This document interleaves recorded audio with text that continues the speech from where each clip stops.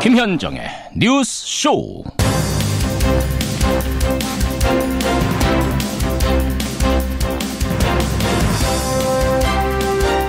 애청자 여러분, 간밤에 안녕하셨습니까? 너무 춥다 못해서 추위가 뉴스가 되는 아침입니다.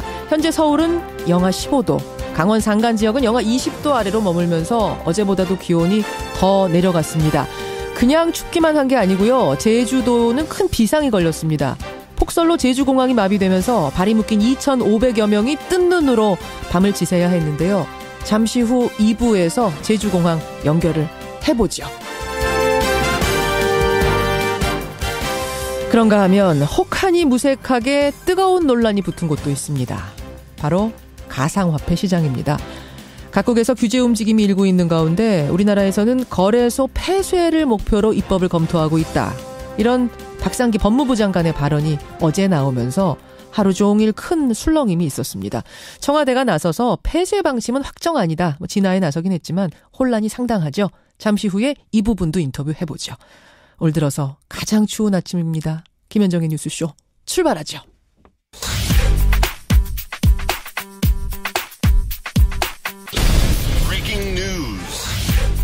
김현정의 뉴스쇼가 주목한 오늘의 포인트, 김정훈 기자 나와 있습니다. 어서 오세요, 김 기자. 네. 첫 포인트, 날씨부터 봐야 될 것 같아요. 그렇습니다. 서울 아침 영하 16도 최강 한파입니다. 지금 15도도 넘었어요? 16도입니까? 오늘 아침 서울 체감의 온도가 영하 16도까지 내려갔는데요. 그리고 철원과 대관령은 기온이 영하 20도를 밑돌고 있다고 하고요. 예. 내륙 대부분 지역에 한파특보가 내려졌습니다. 어제 추위로 고생하셨을 텐데 오늘은 더 춥습니다. 올겨울 들어서 가장 추운 날씨고요. 낮에도 서울 영하 5도 등 영하권을 벗어나오기가 어렵습니다. 낮에도? 네. 또 제주를 비롯해서요. 호남 일부 지역과 울릉도, 독도 지역에는 대설특보까지 내려진 상황이네요. 예. 뭐 주말인 내일 낮부터는 맹추위가 조금 누그러진다고는 하는데 어쨌든 오늘 하루 단단히 무장하시고 잘 버텨내셔야 되겠습니다. 그냥 추우면은 뭐 단단히 무장하고 버티면 된다지만 지금 제주는 폭설에 강풍까지 불면서 아예 공항이 마비가 됐어요. 네. 쌓인 눈으로 활주로가 폐쇄되면서 어제 결항된 항공편만 220편이거든요. 어제 오전 8시부터 결항이 됐으니까 한 24시간 된 거 아닙니까? 그렇습니다. 네.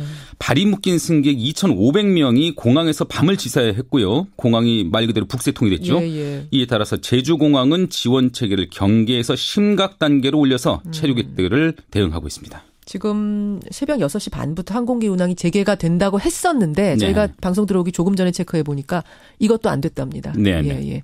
2부에서 상황은 더 전해드리고 그 현장도 좀 연결해 보고요. 제주지사도 연결해 보겠습니다. 다음 포인트 가죠. 네, 속도내는 다스 수사입니다. 다스는 누구 거냐 이걸 묻는 검찰 수사인데 어제 다스 본사 압수수색했습니다. 네, 서울 동부지검에 꾸려진 다스 관련 고발 사건 수사팀이 있는데 어제 처음으로 압수수색에 나섰습니다. 대상이요.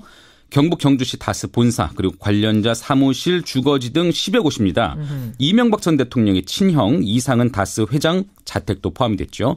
검찰은 압수물을 분석해서 참고인들의 진술과 대조 작업을 벌일 예정이고요. 이를 통해서 다스 비자금으로 지목된 120억 원의 실체를 규명한다는 방침입니다. 앞서서 민변 등이 지난달 7일에 다스 실소유주가 비자금 120억 원을 조성한 혐의가 있다 이렇게 고발하면서 수사가 시작됐거든요. 그렇죠. 본격적으로 속도를 내는 이번 검찰 수사. 다스는 누구 것이냐는 국민적 물음에 답을 내줄지 한번 지켜보시죠. 여기까지 오늘의 포인트 김정훈 기자 수고하셨습니다. 네. 박상기 법무부 장관은 가상화폐 거래소를 통한 거래를 금지하는 법안을 준비 중이라고 밝혔습니다. 가상화폐 거래가 사실상 투기, 도박과 비슷한 양상으로 지금 이루어지고 투자자들은 있습니다. 국민의 재산권 침해라며 강하게 반발했습니다. 가상화폐에 대한 우려가 커서 법무부는 거래소를 통한 가상화폐 거래를 금지하는 법안을 준비 중이다. 예. 가상화폐 때문에 또다시 논란이 뜨겁습니다. 법무부의 박상기 장관이 어제 신년 간담회 자리에서 이런 얘기를 한 겁니다. 그러니까 거래소 폐쇄까지도 목표로 하고 있다는 건데요. 이 언급이 나오자마자 시장이 출렁였습니다. 비트코인은 30%가 급락을 했고 다른 가상화폐들도 20-30% 급락을 했습니다. 투자자들의 반발이 거세지자 아직은 확정이 아니다 이런 성명을 다시 내기도 했는데요. 아무튼 정부가 가상화폐 거래를 도박으로 인식하고 있다는 사실만큼은 분명해 보입니다. 저희가요, 법무부 측과 반발하는 이용자 측 두 인터뷰를 준비를 해놨었는데 어젯밤 아직은 인터뷰에 나올 수가 없겠다. 내부 조율이 좀 더 필요하다는 법무부 측의 통보가 있었습니다. 그래서 일단 오늘은 이 폐쇄 정책에 반발하는 이용자 입장부터 듣기로 하죠. 법무부 인터뷰는 차후에 준비를 해놓겠습니다.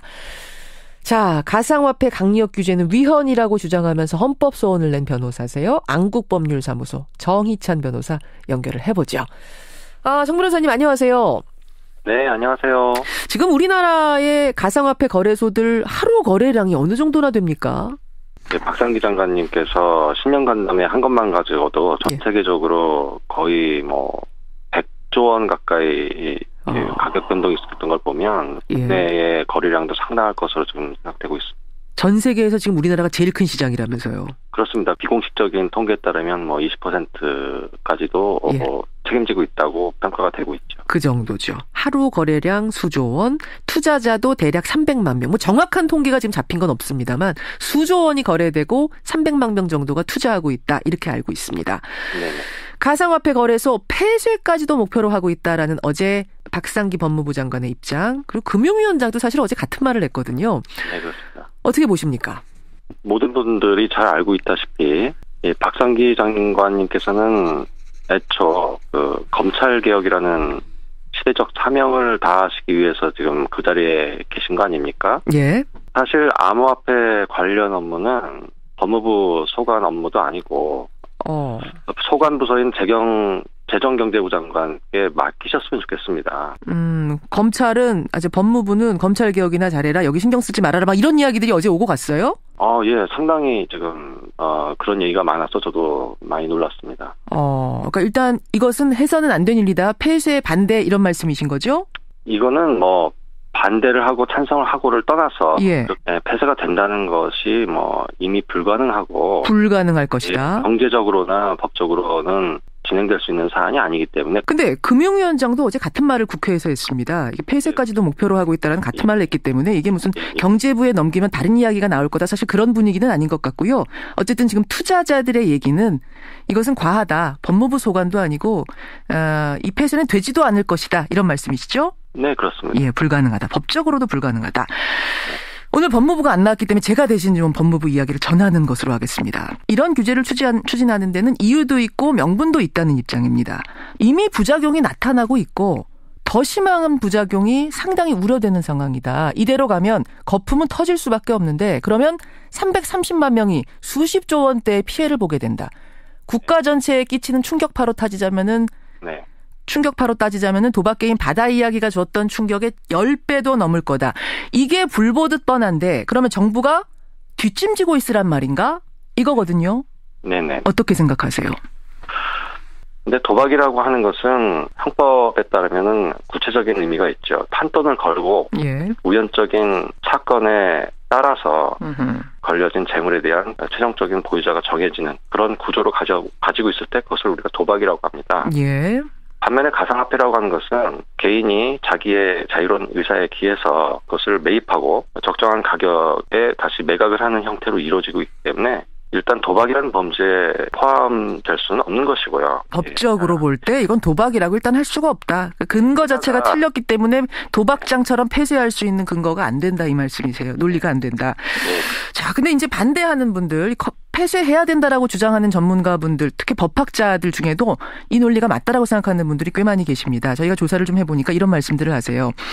조금 전에 자유로운 의사에 의해서 법정 화폐를 주고 거래하는 거다 이렇게 말씀하셨는데 발행 주체가 없고 전자방식으로 운영하는 가상화폐는 화폐가 일단 아니다. 물론 화폐가 통화로 인정이 되려면 통화의 기능이 있어야 되는데 그러면 널리 이용되면서 금융 기능이 가능해야 되는데 그게 일단 안 되고 그다음에 주식처럼 어떤 기업의 가치, 실질적 가치에 기반을 두지 않기 때문에 심각한 급등락 현상은 필연적이다. 하루에도 30%, 40%가 오르고 내리고. 따라서 어떤 실물 가치와 전혀 상관없이 돈 놓고 돈 먹는 식으로 거래가 되는 게 이게 도박과 다를 바가 없다라는 법학 전문가들 다수의 의견도 있던데요. 네, 누구도 심지어는 이 가상화폐 거래를 찬성하시는 분들조차도 정부에서 말하는 가상화폐가 화폐라고 말하는 사람은 아무도 없습니다. 그리고 블록체인 기술을 이용해서 체인이라고 하는 것은 어떻게 보면 네트워크를 의미를 하고요. 그렇죠. 그 체계, 전체 체계 자체는 굉장히 큰 경제적 가치가 있고요. 그 체계 자체가 가치가 있는 것이지 그 체계에 지금 투자하는 게 아니지 않습니까? 그것은 이게 기술 운영 방식이고, 그러니까 이 코인 거래를 가능하게 하는, 안전하게 하고 이 코인 거래를 운용하게 하는 시스템이지, 그거 자체에 지금 그 가치에 투자하시는 건 아닌 거잖아요. 그러니까 주식하고는 다른 거 아닌가요? 어떤 기업에 투자하는 것과는? 그 개개 코인의 기초가 되는 가치를 이루고 있는 것이기 때문에 넓게 본다 이런 의미군요. 예, 아무런 경제적 가치에 관련된 어떤 기초가 없다고 얘기하시는 거는 굉장히 좀 같이 봐야 되기 때문에. 알겠습니다. 예. 이 부분은 어떤가요? 이 부분 얘기하시는 분들도 계시던데, 그 가상화폐는 누구나 발행할 수 있으면 종류가 굉장히 많다면서요? 우리는 뭐 비트코인만 보통 알고 있는데 이더리움이니 뭐니 굉장히 많은데 누구나 발행할 수 있기 때문에 그런 거다. 그 종류가 계속 나올 수 있고 이 발행을 막을 수도 없기 때문에 신용은 계속 지속될 수가 없다. 게다가 이걸 보증하는 어떤 기관도 없다. 뭐 국가가 개입하는 것도 아니고 기관도 없기 때문에 한번 폭락이 시작되면 이게 어디까지 폭락할지 끝을 알 수가 없는 건데, 이걸 그럼 정부가 수수방관만 하고 있으란 말이냐? 개인의 자유로운 투자라고 놔둘 수 있는가? 그 후에 벌어지는 사회적인 피해들, 그 어마어마하게 손실을 본 많은 피해자들, 투자자들은 어떻게 할 것인가에 대해서 정부가 개입을 해야 된다라는 건데 어떻게 생각하세요? 누구도 그것을 화폐라고 생각하지 않고. 그러니까 화폐라고 생각하냐 아니야 그 문제가 아니고요. 언제든지 떨어지고 피해자가 생길 수 있을 가능성이 있기 때문에 정부가 나서서 규제한다. 규제의 지금 명분을 얘기하는 것 같습니다. 예, 가격 변동성은 있죠. 예, 가격 변동성이 있다고 해서 그것이 상품성이 부정된다거나 거래의 대상성이 부정될 수는 없는 것이고요. 지금 그 폭락을 해서 누가 손해 봤습니까? 지금 뭐 피해자들이 상당히 나타나고 있지 않나요? 그거는 가격 변동성 때문이지. 그 박상희 장관께서 어제 말했던 바다 이야기와 같은 그런 일이 지금 벌어지지는 않고 있고요. 하지만 코스닥이나 기타 다른 변동성 있는 상품 가지고는 그런 일이 일어났죠. 하지만 가상화폐는 그런 일이 아직 일어나지 않았고요. 게다가 지금 우리나라 코스닥이나 변동성 있는 이런 주식시장의 상품들은 규제가 있기 때문에 더 이상의 폭락이 벌어지지 않고 30%에 대해서 뭐 끊어지지만 지금 이것은 규제가 따로 없는 상황인 거죠. 네. 그렇기 때문에 거기에 대해서 항의할 수도 없기 때문에 가만히 있는 것이지 손해본 사람이 없다 이건 아니지 않습니까? 자, 바로 그겁니다. 제가 바로 사실은 오늘 주로 말씀드리고 싶었던 것이 바로 그 포인트인데요. 정부께서는요. 지금 좀 서두르셔야 됩니다. 이렇게 언론 플레이할 시간이 없어요. 지금 폐쇄를 얘기하는 것은 시장에 혼란만을 가져올 것이고 되지도 않은 겁니다. 바로 저 앵커님께서 말씀하셨다시피 규제, 내시는 정부안을 통한 입법을 추진해서 규제를 빨리 도입을 해야 됩니다. 예, 지금 그러니까 폐쇄를 얘기할 단계가 아니라 적절한 규제를 해달라 이 말씀이신 거죠? 예, 어제 10만 명이 청와대 홈페이지에 청원을 했습니다. 그걸 면면을 좀 자세히 살펴보시면 조금만 짧게요, 변호사님. 예, 이거 지금 뭐 폐쇄에 대한 반대로 그런 청원 의견이 올라왔지만 규제가 필요하다는 거에 대해서 반대하고 있는 사람은 아무도 없어요. 적절한 규제는 필요하다. 그건 동의한다. 그렇습니다. 예. 그렇군요. 적절한 규제는 필요하지만 과격하게 폐쇄 이렇게까지 가서는 안 된다. 적절한 규제란 건 어느 정도 선이 될까요? 자, 그거는 뭐 저의 개인 의견으로 정해질 수 있는 건 아니고요. 물론 그렇습니다만. 자, 두 가지 측면이 있습니다. 일단 첫 번째, 우리 이제 헌법 정신에 따른 민주적 절차를 준수해야겠죠.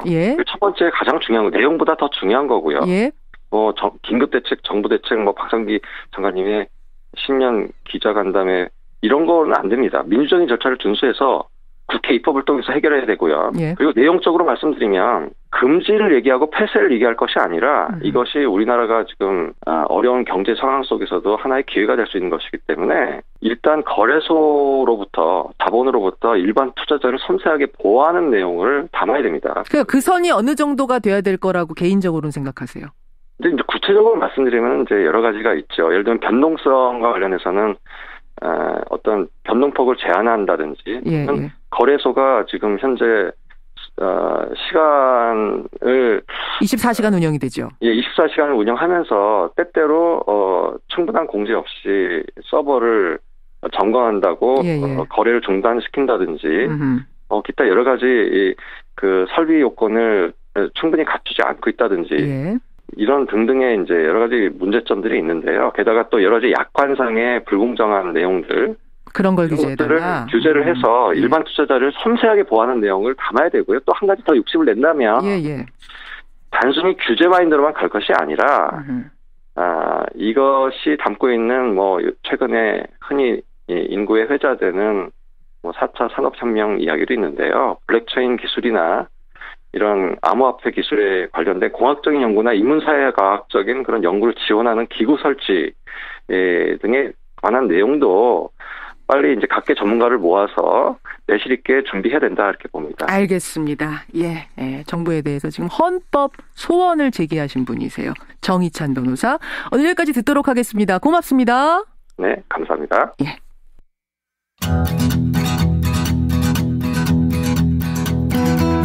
김현정의 뉴스쇼는 청취자 여러분의 참여로 이루어집니다. 트위터, 페이스북, 레인보우 게시판, 그리고 단문 50원, 장문 100원의 유료 문자 샵 1212, 우물정 1212 통해 참여하실 수 있습니다. 김현정의 뉴스쇼, 여러분과 함께 만듭니다. 김성환의 행간 시사평론가 김성환 씨 나오셨습니다. 어서 오십시오. 네, 안녕하세요. 해보셨어요? 뭘요? 이거요. 가상화폐 투자. 전 대출금 갚느라고 힘들어가지고요. 투자할 여력이 없습니다. 안 해보셨고 주변에 그냥 하는 분들은 많이 계시잖아요. 그렇죠. 300만이니까 저는 굉장히 많이 벌었다는 사람은 직접 보지 못했지만 10배 벌었다는 사람은 봤습니다. 그러니까 이제 너도 나도 투자하고 직장인들은 우울증이 걸린다라는 얘기가 나올 정도인 상황인데 오늘 법무부가 인터뷰 약속을 했다가 이걸 취소하는 바람에 제가 법무부 입장에서 반론을 하다 보니까 저는 폐쇄해야 하는 입장이냐 뭐 이렇게 생각하실 때 그건 아니고요. 저는 법무부의 반론을 전해드렸다는 거 요거는 말씀을 좀 드리고요. 법무부 입장 인터뷰 곧 준비를 하겠습니다. 의견이 정말 많이 들어오는데 잠시 후에 제가 소개하고 일단 우리 행간 가죠. 청와대에서 왕 실장으로 불리는 인물이 있죠. 이 바로 장하성 정책실장인데요. 이 장 실장이 어제 고려대 청소 노동자들을 만나서 최저임금 인상에 따른 현장의 목소리를 들었습니다. 이 조만간 압구정 현대아파트에서 해고된 경비원들도 만날 예정이라고 합니다. 이 청와대 왕 실장의 현장 정치, 이 뉴스의 행간을 좀 살펴볼까 합니다. 그 고려대라고 그러면 장 실장이 교수로 재직했던 그 학교잖아요. 네, 맞습니다. 경영대학장까지 지냈는데요. 오래간만에 학교를 찾았을 텐데 별로 좋은 일은 아니었습니다. 이 어제 오후 2시부터 3시간 동안 이 청소 노동자와 대학 측 관계자를 만났는데요. 최저임금 인상 문제 때문에 지금 이런 걸 만난 겁니다. 이 지난달 청소 노동자 10명이 퇴직을 했는데 대학 측이 그 자리를 다른 청소 노동자로 채운 게 아니라 파트타임으로 시간제 일자리 일종의 알바로 대체를 하겠다 이렇게 노조에 통보를 한 겁니다. 이게 이제 최저임금이 인상이 된 걸 예고를 미리 이제 대비하는 차원에서 이렇게 했다 이렇게 노조 측은 보고 있고요. 일주일 넘게 항의 집회를 하고 있는 상황입니다. 이 고용 불안을 호소하는 청소 노동자들에게 장 실장이 도깨비 방망이를 갖고 있는 건 아니지만 말뿐이 아니라 진심을 다해 노력하겠다 이렇게 얘기를 했고요. 학교 측 관계자를 만나서는 가장 열악한 처지에 있는 청소 노동자들의 고용 안정을 위해 학교 측이 대책을 마련해달라 이렇게 요청했습니다. 그러니까 이게 10명의 노동자의 문제가 아닌 것으로 보고 네, 그렇죠. 말하자면 상징적인 장소로 여기를 택해간 거라고 보면 되겠군요. 네, 그렇게 봐야 될 것 같습니다. 그래요. 고려대를 직접 방문해서 청소 노동자 목소리를 들은 왕 실장, 이 뉴스 행간 이면 들어가죠. 첫 번째 행간은 문재인 대통령 대신이다입니다. 대신 간 거예요? 네. 청와대 정책실장은 직장에 비유하면 내근직이거든요. 그렇죠. 직장에서 직위를 가지고 비교를 하면 기획 전략 담당 전무 정도? 이 경제정책의 밑그림을 만들고 청와대 수석이나 정부 부처 간 이견을 조정하는 역할을 주로 하기 때문에 청와대 밖을 벗어날 기회가 거의 사실은 없습니다. 이건 이전 정부 때도 마찬가지였거든요. 근데 장 실장이 외근을 나갔습니다. 직접 현장을 방문을 했거든요. 그래서 이번 일이 예사롭지가 않다는 겁니다. 그럼 왜 그랬을까? 바로 문재인 대통령의 뜻이 실린 거라는 겁니다. 지난 8일 수석 보좌관 회의 때 문 대통령이 이렇게 얘기했거든요. 아파트 경비원, 청소 업무 종사자 이렇게 콕 집어가지고 고용이 흔들리지 않도록 특별한 대책을 마련하라 이렇게 지시를 했습니다. 신년 기자회견에서도 취약계층의 고용이 위협받지 않도록 청와대부터 직접 점검해 나가겠다 이렇게 약속을 했습니다. 그러니까 왕 실장은 장 실장은 이 청와대 최저임금 성이 왕씨가 아닙니다, 여러분. 네, 장하성 실장입니다. 장하성 실장. 청와대 최저임금 태스크포스 단장도 지금 맡고 있는 상황이거든요. 예. 그러니까 장 실장의 현장 행보에는 문재인 대통령의 뜻이 실려 있다 이렇게 봐야 될 것 같습니다. 그래요. 예, 고대 청소노동자들을 만난 장하성 정책실장의 두 번째 행간 뭔가요? 두 번째 행간은 장하성은 제이노믹스의 설계자다입니다. 그렇죠. 그러네요. 네. 또 어제 고려대 방문요. 모양상으로만 보면은 김영주 고용노동부 장관이 가면 제일 좋습니다, 사실은. 그러니까 그 제이노믹스 설계자라는 거하고 고려대 방문한 거하고 무슨 상관이 있는 거예요? 그러니까 굳이 청와대 정책실장이 고려대를 방문한 이유, 바로 장하성이기 때문입니다. 그 학교 출신이기도 하지만 그게 상징성을 갖고 있는 것이기도 하지만 장 실장은 문재인 대통령의 경제정책 제이노믹스를 설계한 바로 당사자라는 겁니다.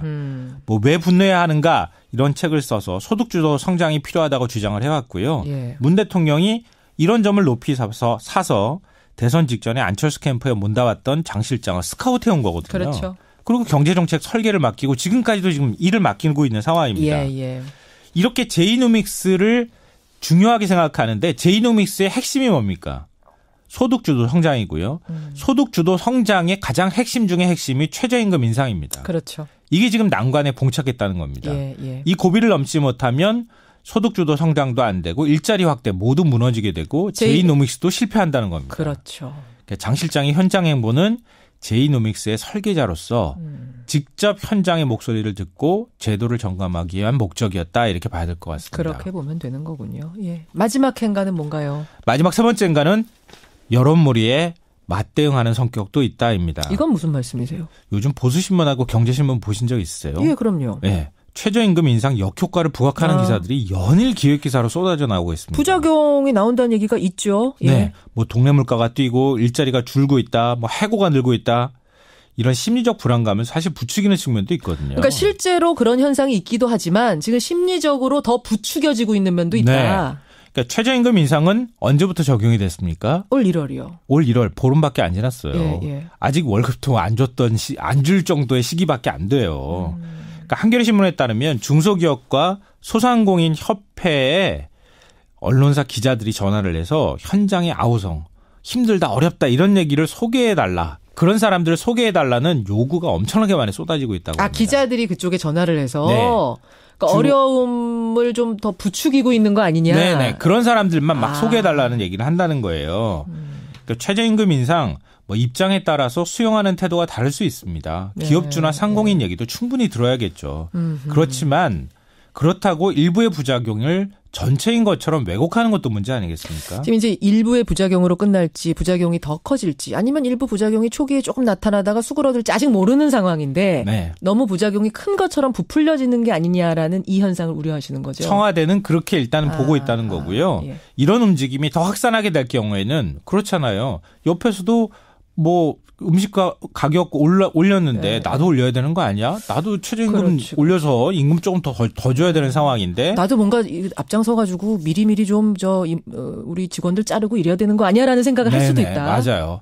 그러니까 정부가 그런 사람들을 직접 챙기고 도와주려고 노력하고 있다고 하는 진심도 전하고 그리고 그 반대로 너무 부추기고 있는 현상에 대해서도 이번 기회는 좀 끊고 가겠다. 동요하지 마시라 이런 사인을 주는 거군요. 청와대 정책실장이 나서서 그래서 현장 점검을 했다. 이렇게 봐야 될 것 같습니다. 알겠습니다. 여기까지 오늘의 행간 김성환 씨 수고하셨습니다. 네, 고맙습니다. 가상화폐 문제도 그렇고 최저임금 문제도 그렇고 참 뜨거운 핫이슈인 것만은 분명합니다. 문자가 뜨겁게 들어오는데요. 전은경님은 가상화폐는 미래산업의 기초가 될 건데 규제니 폐쇄니 이렇게 얘기하면 안 된다 하시는 분이 있는가 하면 폐쇄 방침에 동의하는 문자가 좀 더 많이 들어오긴 했습니다. 찬이뿌님은 대학도 휴학 내고 동생도 공부 잘하던 애인데 지금 24시간 올인 중입니다. 이 비트코인에 정말 걱정이다 하신 분도 계시고요. 5866님 도박이랑 성격이 조금이라도 비슷하다면 폐쇄가 맞다는 분도 계세요. 입으로 갑니다.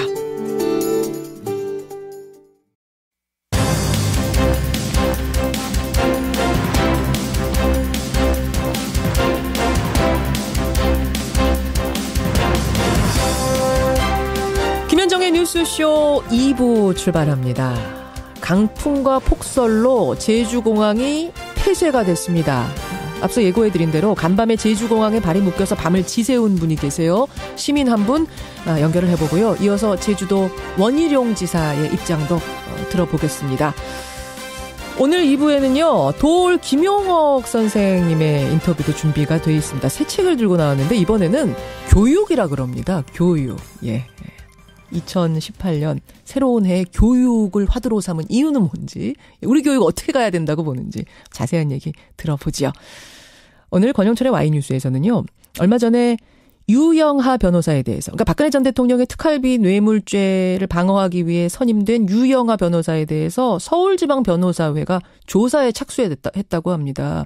징계를 해달라는 진정서를 이 변호사들이 냈다고 하는데 도대체 같은 변호사들이 왜 이런 움직임을 보이는 건지 권영철 기자가 꼼꼼히 취재해봤습니다. 50원의 단문 100원의 장문 유료 문자 샵 1212 카톡 레인보우까지 열어놓고 출발합니다.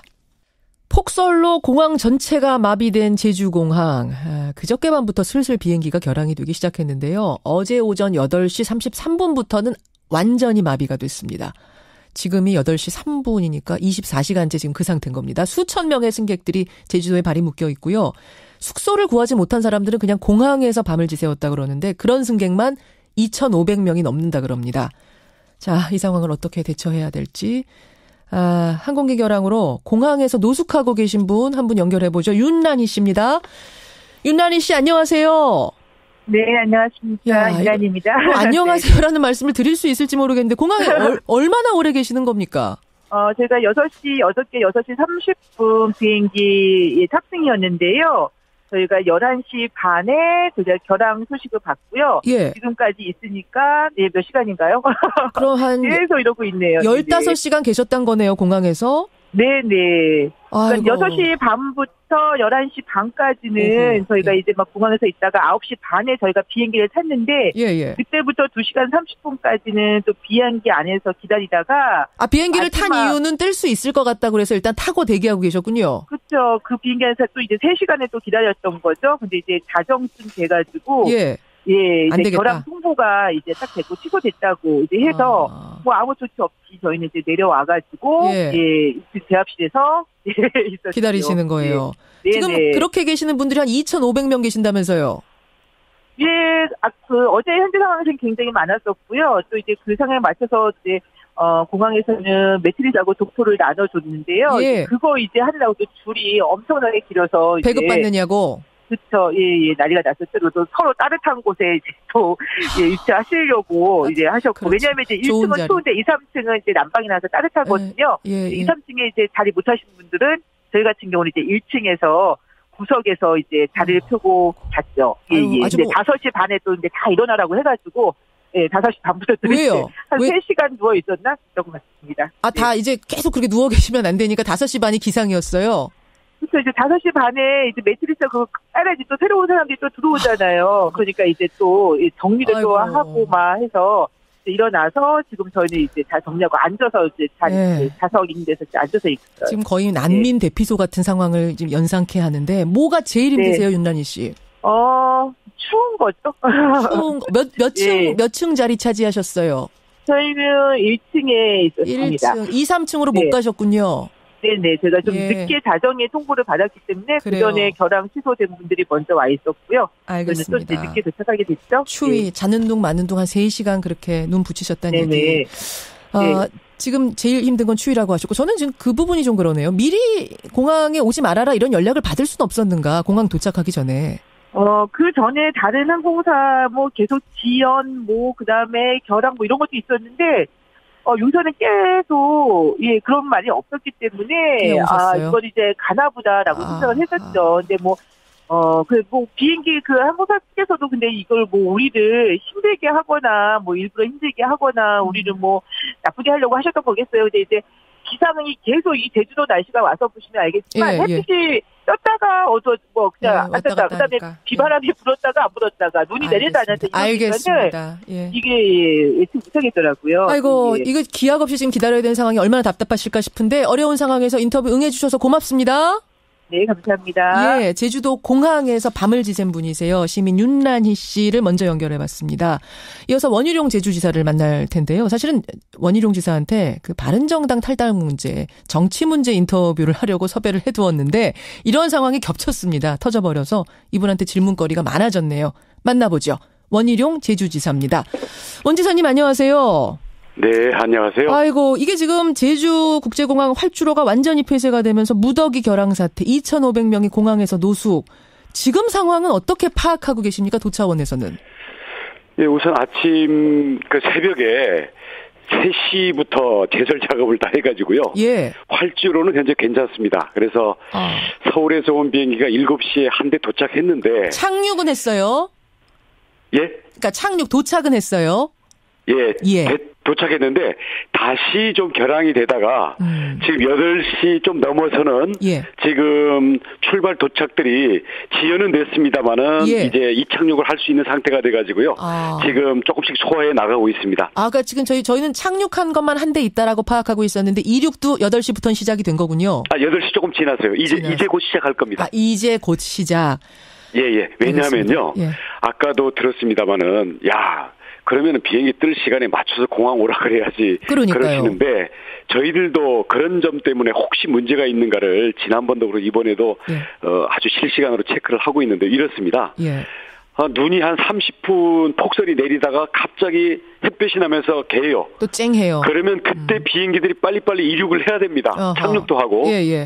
그러다 보니까 근데 손님들이 탑승 수속하고 비행기에 타서 대기하는 시간까지는 최소한 1시간 가까이가 걸리잖아요. 그렇죠. 그러면 날씨가 불규칙하니까 대기했다가 한 대라도 더 띄우게 하기 위해서 이거는 불가피한 거고요. 만약에 이게 몇 시간 동안 못 뜨는 게 확실하다 그러면은 저희들이 인근 숙소로 다 안내하면서 2시간 전에 문자를 보내드리니까 그때 나오십시오. 이렇게 운행을 하고 있습니다. 그렇게 하는 시스템은 있는데 지금 같은 경우에는 그러면 그 시스템으로 운영하기엔 너무 날씨가 왔다 갔다 했고 또 적체된 사람이 너무 많다 보니까 일단 날씨가 좋아지면 바로 띄워야 되는 상황이기 때문에 대기를 시킬 수밖에 없었고 이렇게 정리하면 됩니까?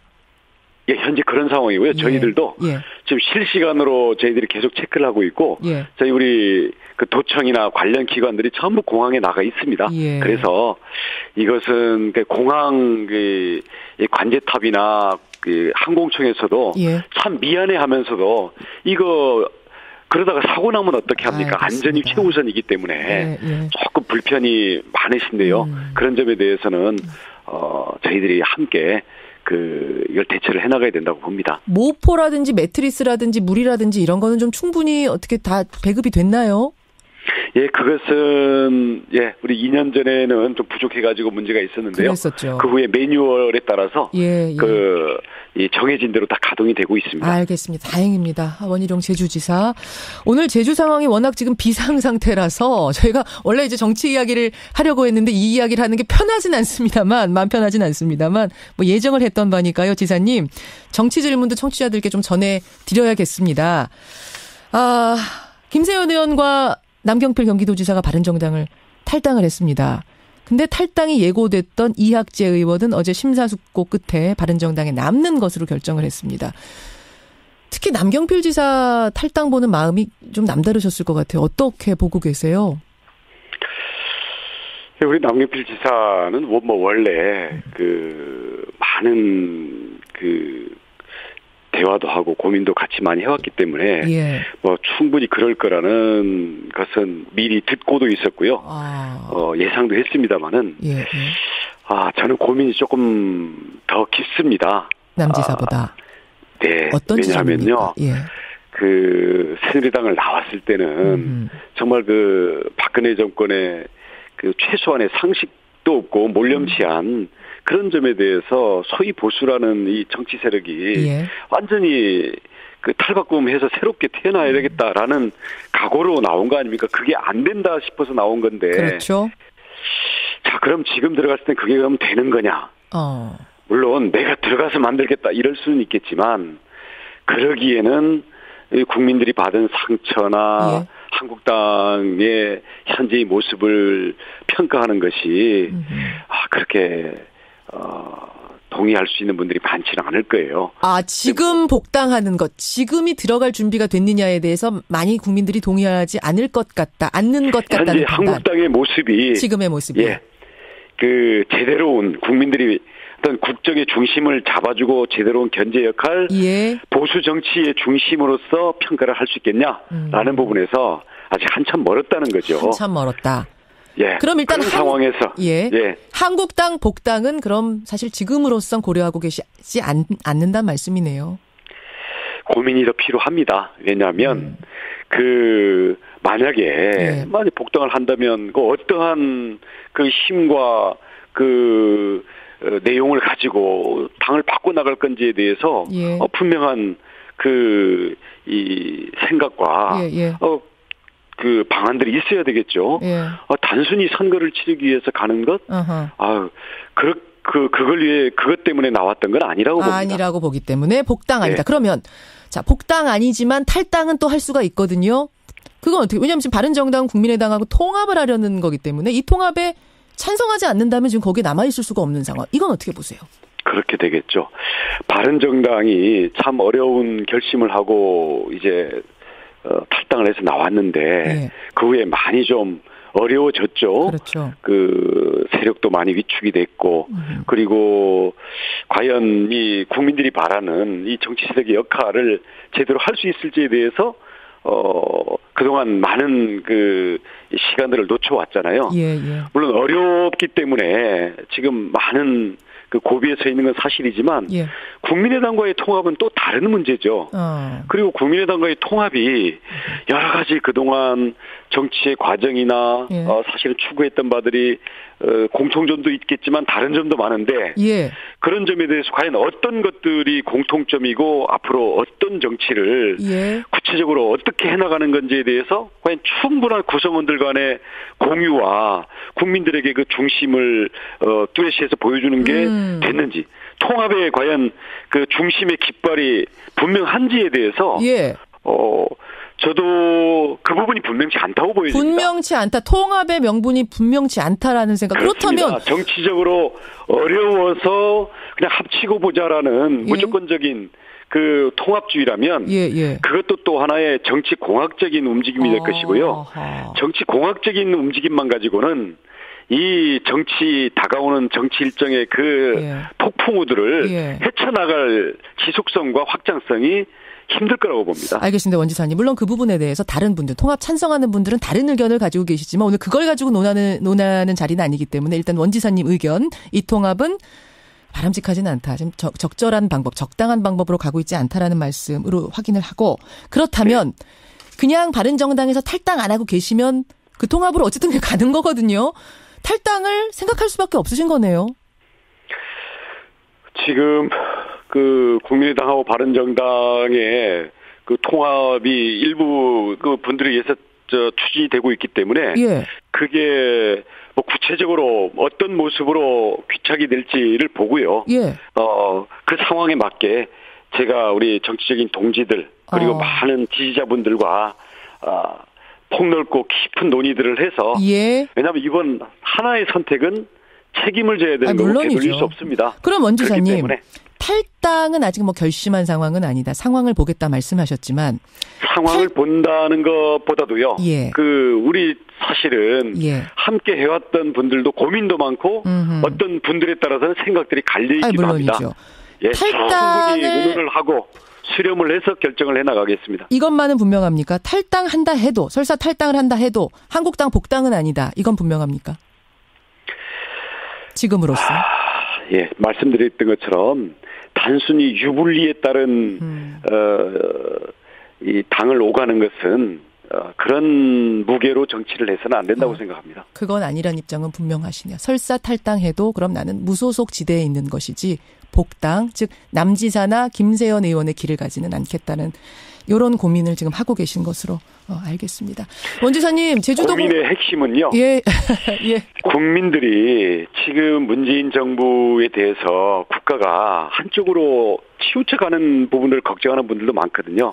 이 중심을 잡으려면 야당의 견제가 공감을 얻어야 되는데 자기 과거를 반성하고 버리는 모습이 없기 때문에 그리고 희생하고 책임지는 모습이 없기 때문에 국민들이 절망을 하고 있는 거거든요. 알겠습니다. 그 근본 동력을 어떻게 만들어낼 것인가. 이 부분에 대한 고민의 연장선 속에서 구체적인 누구랑 손잡고 누구랑 함께 할 것인가가 결정이 돼야 된다고 봅니다. 여기까지 오늘 말씀 듣겠습니다. 제주 상황 잘 정리해 주시고요. 오늘 고맙습니다. 네, 고맙습니다. 제주도 원희룡 지사였습니다.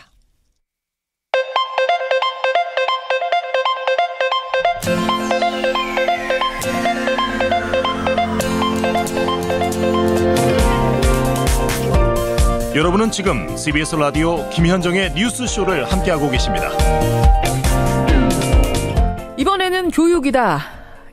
던지는 화두마다 화제가 되는 분이죠. 우리 시대의 사상가 도올 김용옥 선생님이 이번에는 교육에 대한 철학을 담은 책을 들고 나왔습니다. 이름이 도올의 교육 입국론. 어떤 내용이 담겨 있을지 궁금들 하시죠? 오랜만에 만나봅니다. 도올 선생님, 안녕하세요. 네, 반갑습니다.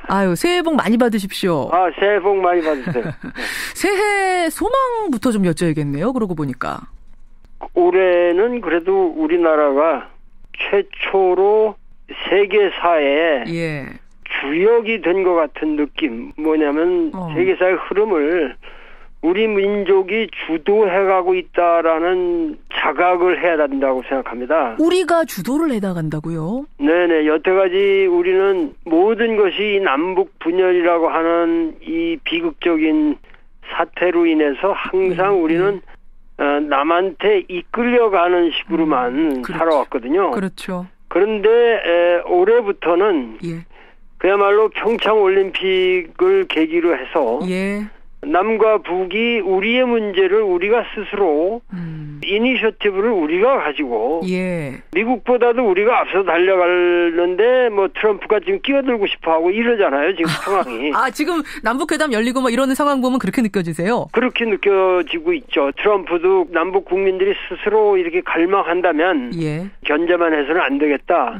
아마 이런 정치적 감각은 최소한 있을 거예요. 그러니까 하기는 북미 대화도 원한다 이런 얘기까지도 문재인 대통령하고 통화하면서 했더라고요. 그제. 그렇죠. 그리고 그 북한을 어떻게 해서든지 정의로운 세계 시민으로서 공적인 장으로 끌어내는데 전 인류가 노력을 해야 되는데 그 노력의 결국 핵심은 우리 민족 스스로 풀어가고 있는 것이고 이 동력은 지난해 우리가 가슴에 품었던 촛불의 힘으로 이루어지고 있는 것이다라고 생각할 적에 올해야말로 우리 전 국민이 이 촛불의 힘을 다시 한번 이어갈 결정적인 시기라고 생각합니다. 촛불의 힘을 우리가 봤잖아요. 그 에너지를 이번에는 북한과의 관계, 남북 관계를 평화롭게 하는 것, 한반도에 평화가 오게끔 하는 이쪽으로 쏟자 이 말씀이세요. 네네. 그렇게 함으로써 전쟁 패러다임을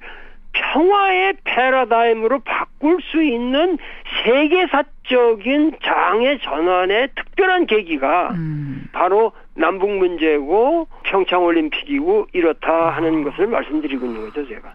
새해 소망만 해도 이게 이야기가 워낙 커가지고요. 자, 일단 여기까지 말씀을 듣고 일단 교육에 대한 책을 가지고 나오셨어요. 네네. 도올 선생님의 교육 철학은 뭘까? 교육과는 뭘까? 제가 인터뷰 여러 번 했는데 정말 그러고 보니까 교육 얘기는 한 번도 우리가 해본 적이 없더라고요. 한마디로 표현하자면 교육 철학은 뭡니까? 우리가 교육이라고 하는 것은 교육 입국이라고 제가 얘기했지만 이것은 우리나라를 어떻게 세우느냐.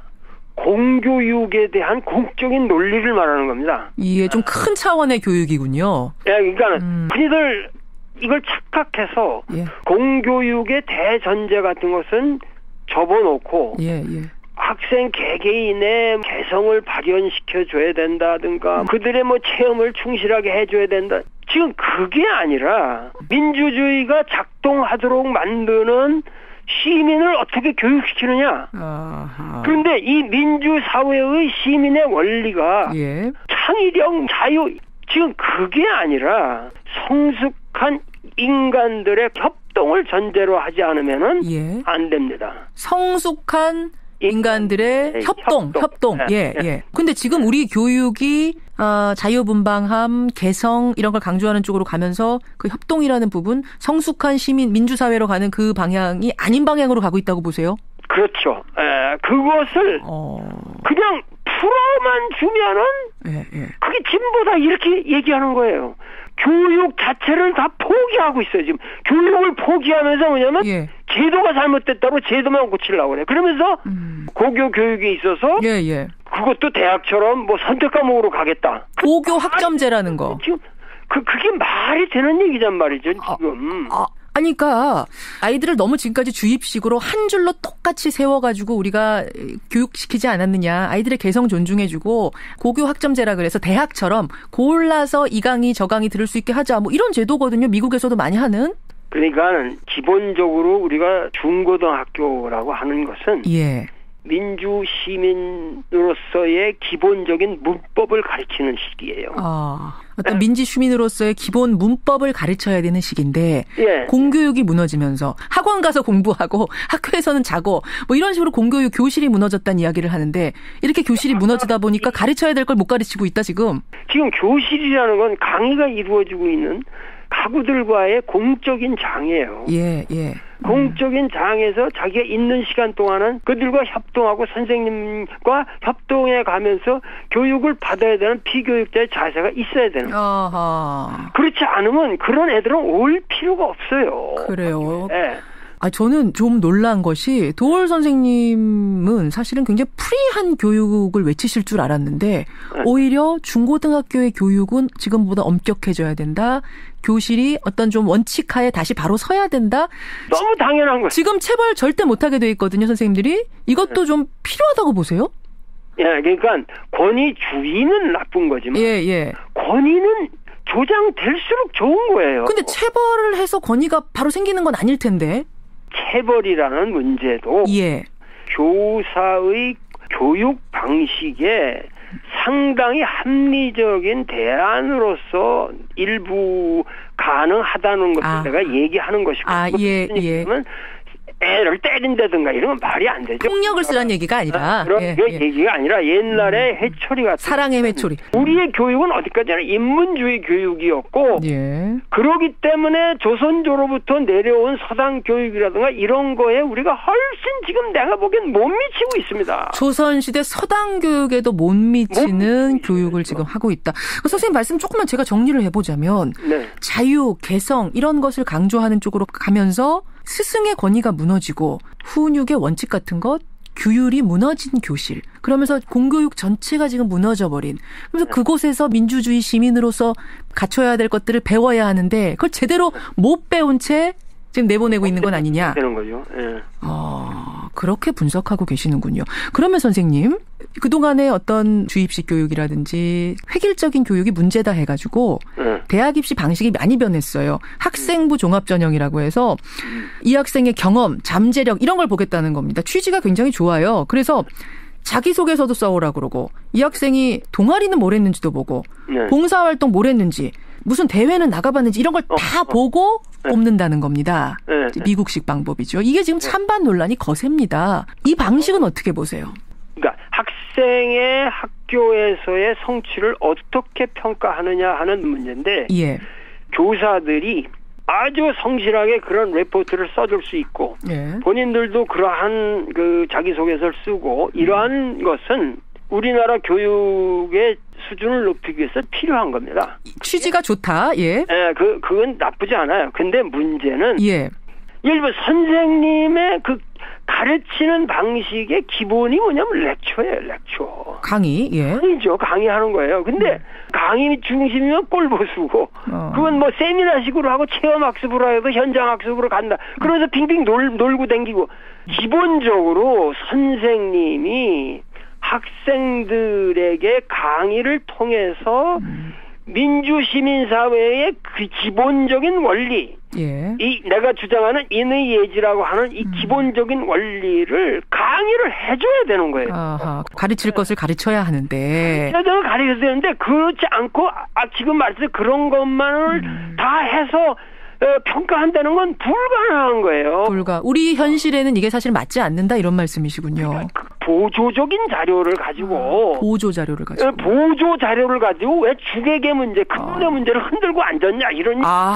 보조 자료 동아리 활동이니 스펙이니 뭐 경험이니 이런 걸 가지고 대학 입시를 결정짓는 이 방식 지금 주객이 바뀐 상태다. 그러니까 우리가 선택 과목을 한다는 것도 그게 말이 안 되는 게 그럼 주제가 세분화되고 그렇게 되면서 학생들의 지식의 폭이 점점 협소해집니다. 오히려 고교 학점제 같은 거 하면. 예. 그러면서 또 교사들의 전공이라든가 이런 문제도 대혼란이 오고. 처음에는 그럴지 모르지만 선생님 지금 미국 같은 경우면 성공한 거 아니에요? 성공하지 않았어요. 아니에요? 절대 성공 안 했어요. 미국이래 공교육이라는 건 지금 최하예요. 그렇습니까? 지금 우리가 모델로 가고 있는 게 미국식이거든요. 이 대학 입시도 학종이라고 해서 이게 수시 모델이 미국식인데 이거 다 실패했어요? 다 실패했어요. 미국 교육이라는 게 전부 퍼블릭 스쿨 가면 마약하고 술 먹고 공립학교 가면 다 무너졌어요. 공교육이. 비싼 돈 주고 지금 프라이빗 스쿨 보내는 거예요. 사립학교를 그래서 가는 거다. 그렇죠. 공교육이 지금 무너져가는 미국인데 그 미국의 모델을 보고 우리가 오히려 그걸 지금 따라가고 있고 현실과 괴리된 채 찬반 논란이 일고 지금 이 상황이 어지러워지고 있다는 얘기네요. 오히려. 현실은 거죠. 미국의 소위 말해서 자유주의 교육이라는 건 이미 파산이 선고된 겁니다. 우리는 인문주의의 이 찬란한 몇천 년의 전통이 있기 때문에 그리고 아직도 도덕이 살아있고 우리 젊은이들은 아직도 어른에 대한 존경이 있고 이렇게 좋은 나라에서 어찌 그렇게 천박한 교육의 현실을 따라가려고 하느냐. 아니 근데 이제 왜 그렇게 됐냐면 창의력이 중요한데 우리 아이들은 똑같은 교육을 30-40명한테 하는 획일화된 교육을 하다 보니까 창의력이 도저히 살질 않는다. 이렇게 돼서 현대사회에서 도태된다 해가지고 그 얘기가 나온 거거든요. 지금 가장 큰 문제가 기본을 안 가르치고 창의력을 가르친다. 말도 안 되는 얘기죠. 예를 들면은 고교 교육을 짜는 사람들이 자기들이 만드는 교육 가지고 모든 걸 해결하려고 그러지 마세요. 애들은 선생이나 장관보다도 훨씬 더 자기 인생을 자기 스스로 창의적으로 해나갈 능력이 있어요. 아이들은요. 무시하지 말란 말씀이세요. 그들에게 맡겨두세요. 기본만 가르쳐주고 여유를 주라고. 그 선생님 말씀은 창의력 키우지 말아라. 획일화해라 이 말씀이 아니라 일단은 기본은 가르치는 게 필요한데 지금 그걸 건너뛴 채 창의력, 개성, 자유 이것만 외치고 있다. 그런 것이 결국은 우리나라를 망치고 국력을 지금 훼손시키고 있는 거예요. 그러니까 문법만 가르쳐 놓으면 그걸 가지고 자기들이 활용하면서 자기들이 창의력 있게 사는 거예요. 시간이 그럼 좀 더디 걸리긴 하겠네요. 훨씬 빠르죠, 그게. 그게 더 빨라요, 오히려? 네. 지금 여러 가지 문제가 그 교사들의 헌신의 모든 조건을 박탈해버렸다는 거예요. 그래서 교사들 보고 너희들은 그냥 문제만 일으키지 말고 그냥 애들 자든 뭐 하든 내버려둬라. 그러고서 체험학습 나가는 문제만 일으키지 마라. 교장하고 교사 들어가면서 맨날 얘기하는 게 뭐냐면 문제만 일으키지 말자. 교사들이 열정적으로 자기들의 인생을 헌신해서 교육자로서 살 생각이 없도록 만들어 놓고 있는 이 교육 체제예요, 지금. 그렇게 보시는군요. 알겠습니다. 우리 공교육 현장이 무너진 현실, 그런 상황에서 지금 미국식 대입 제도가 가져온 이 혼란들, 이런 것들에 대해서 전반적인 문제를 짚어주셨어요. 도올 선생님과 함께 오늘은 교육에 대한 얘기 나눴습니다. 아마 들으시면서 이 부분 참 신선하다. 혹은 나는 좀 이런 다른 생각 갖고 있는데 다양한 의견들이 들어올 수 있는데요. 여러분 의견 보내주시고요. 도올 선생님 나오신 김에 오늘 주제는 아닙니다만 교육은 아닙니다만 한일 위안부 합의 말입니다. 워낙 외교적인 부분들 다 통찰하시는 분이니까 제가 이 질문 한번 드리겠습니다. 2015년에 맺었던 것이 이게 하자가 많다는 게 드러났고요. 근데 국가 간의 합의다 보니까 이거를 파기하기도 어렵고 재협상 요구하기도 어렵고 그러다 보니까 청와대가 결국 재협상은 아니지만 파기도 아니지만 우리가 돈 가지고 있고 보상금 받은 거 가지고 있고 다만 이행하지 않는 쪽으로 가겠다. 이렇게 가닥을 잡은 것 같습니다. 그러니까 일본이 버럭 지금 화를 내고 있는 아베가 평창올림픽도 안 오겠다라고 하고 있는 이 상황. 이거 어떻게 보세요? 어떻게 풀어야 됩니까? 국가적인 시책상 그러한 태도를 취한 것은 이해는 가지만은 그러나 위안부 할머니들께서 주장하시는 바대로 문제는 해결됐어야만 합니다. 위안부 피해 할머님들이 주장하시는 건 지금 파기거든요. 파기하고 그걸 돌려보내고 이런 것이 지난 정부의 잘못된 것일지라고 할지라도 우리가 명분이 더 서요. 일본 내 어떤 악랄한 국가 범죄이기 때문에 이러한 범죄에 대해서는 전 세계가 동의하고 있는 문제고 이러한 것을 가지고 우리가 좀 과격한 태도를 취한다 해도 결코 그것이 국제사회에서 비난의 대상이 된다거나 일본에도 양시민들이 있는데 그 양시민들이 호소해 가면서 우리가 이러한 문제는 최소한 이게 잘못되었던 것이니까 이것은 파기되어야만 한다는 도덕적인 당위성이 있다. 그렇게 밀고 나갔어야 된다. 근데 그렇게 될 경우에는 외교적으로 상당히 꼬일 거다. 어쨌든 이거는 국가 간의 합의이기 때문에 잘못됐든 뭐하든 간에 전 정부가 우리나라 대표가 저질러 놓은 일이기 때문에 이거를 깨면 외교적으로 우리가 큰 낭패를 볼 거다라는 것 때문에 그렇게는 못한 거거든요.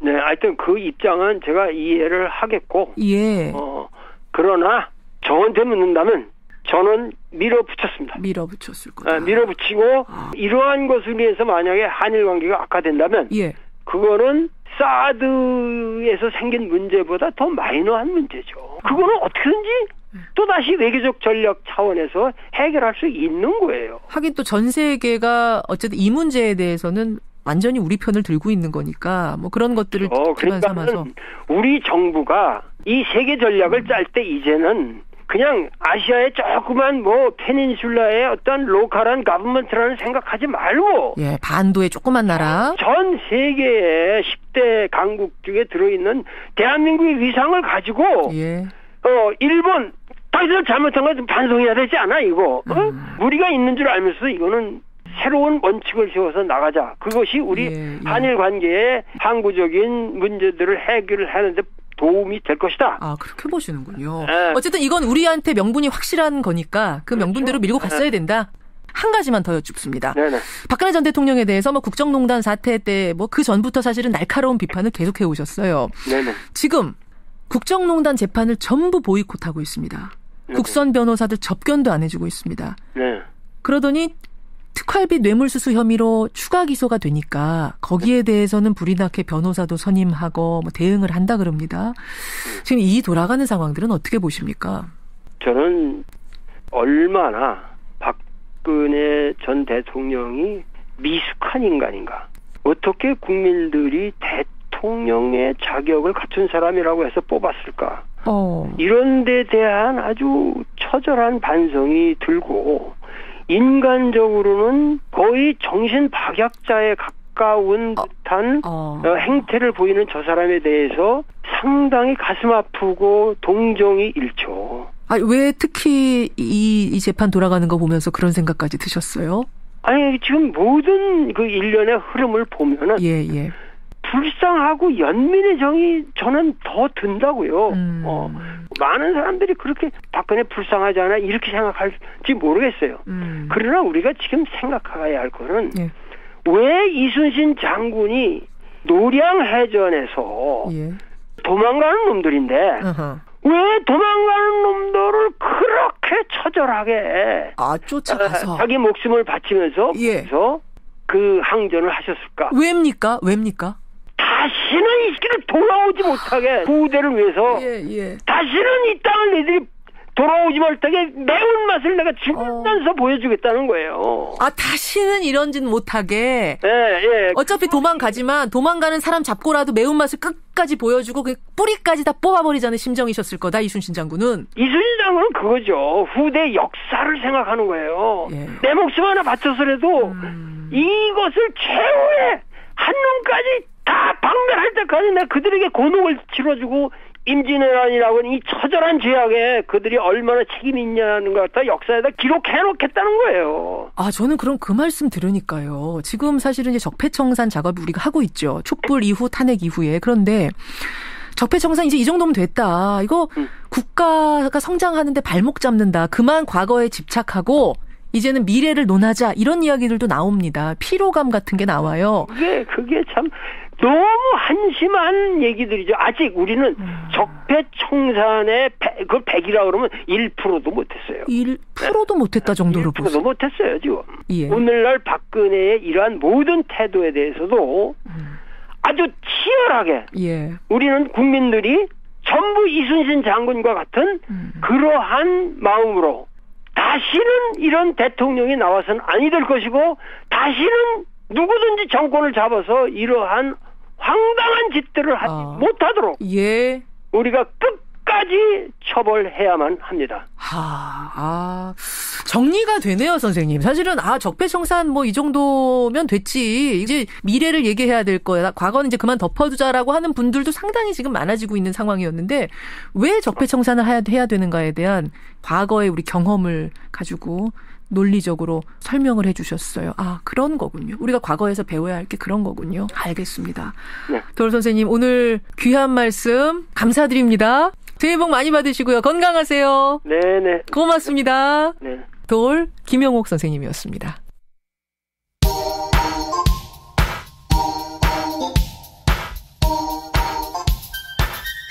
김현정의 뉴스쇼 CBS 라디오와 함께하고 계십니다. 저는 퇴근길 시사자키 정관용입니다. 이훈주님, 오호, 사이다 3병째입니다. 3병 드셨어요? 3692님, 윤인중님, 많은 분들이 다 촌철살인, 속이 다 시원하다 하셨고요.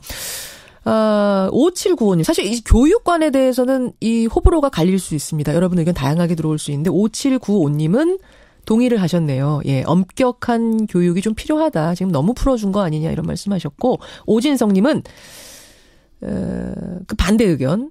시대는 변하고 있고 학생들도 변하고 있는데 선생님들이 따라가지 못한 그 책임도 있는 것 같다. 너무 선생님 편 드시는 거 아니냐 또 이런 문자도 들어오고 있고요. 미국의 교육제도가 다 죽었는데 왜 따라하는가 여기에 대해서 많은 분들이 찬성하시네요. 조종현 님도 그렇고요.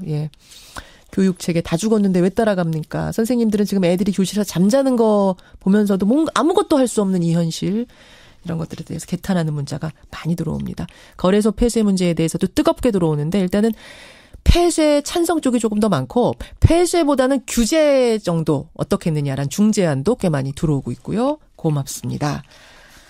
어서 오세요, 권영철 기자. 안녕하세요. 파주 많이 춥죠? 예, 지금 체감온도가 한 21도 영하 21도 사이 오르내리고 있습니다. 그래요. 파주에서 찬바람을 뚫고 오셨습니다. 권영철 선임 기자. 오늘 Y뉴스 뭘 들어가 볼까요?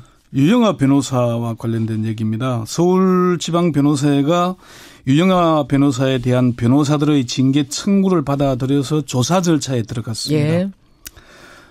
일단 이제 그 유영하 변호사를 징계해달라는 젊은 변호사 10명이 진정을 냈거든요. 징계하라는 얘기는 그러니까 무슨 검찰에 고발하고 이런 문제가 아니라 지방변호사회에서 변호사회 차원에서 징계해달라 이런 거예요?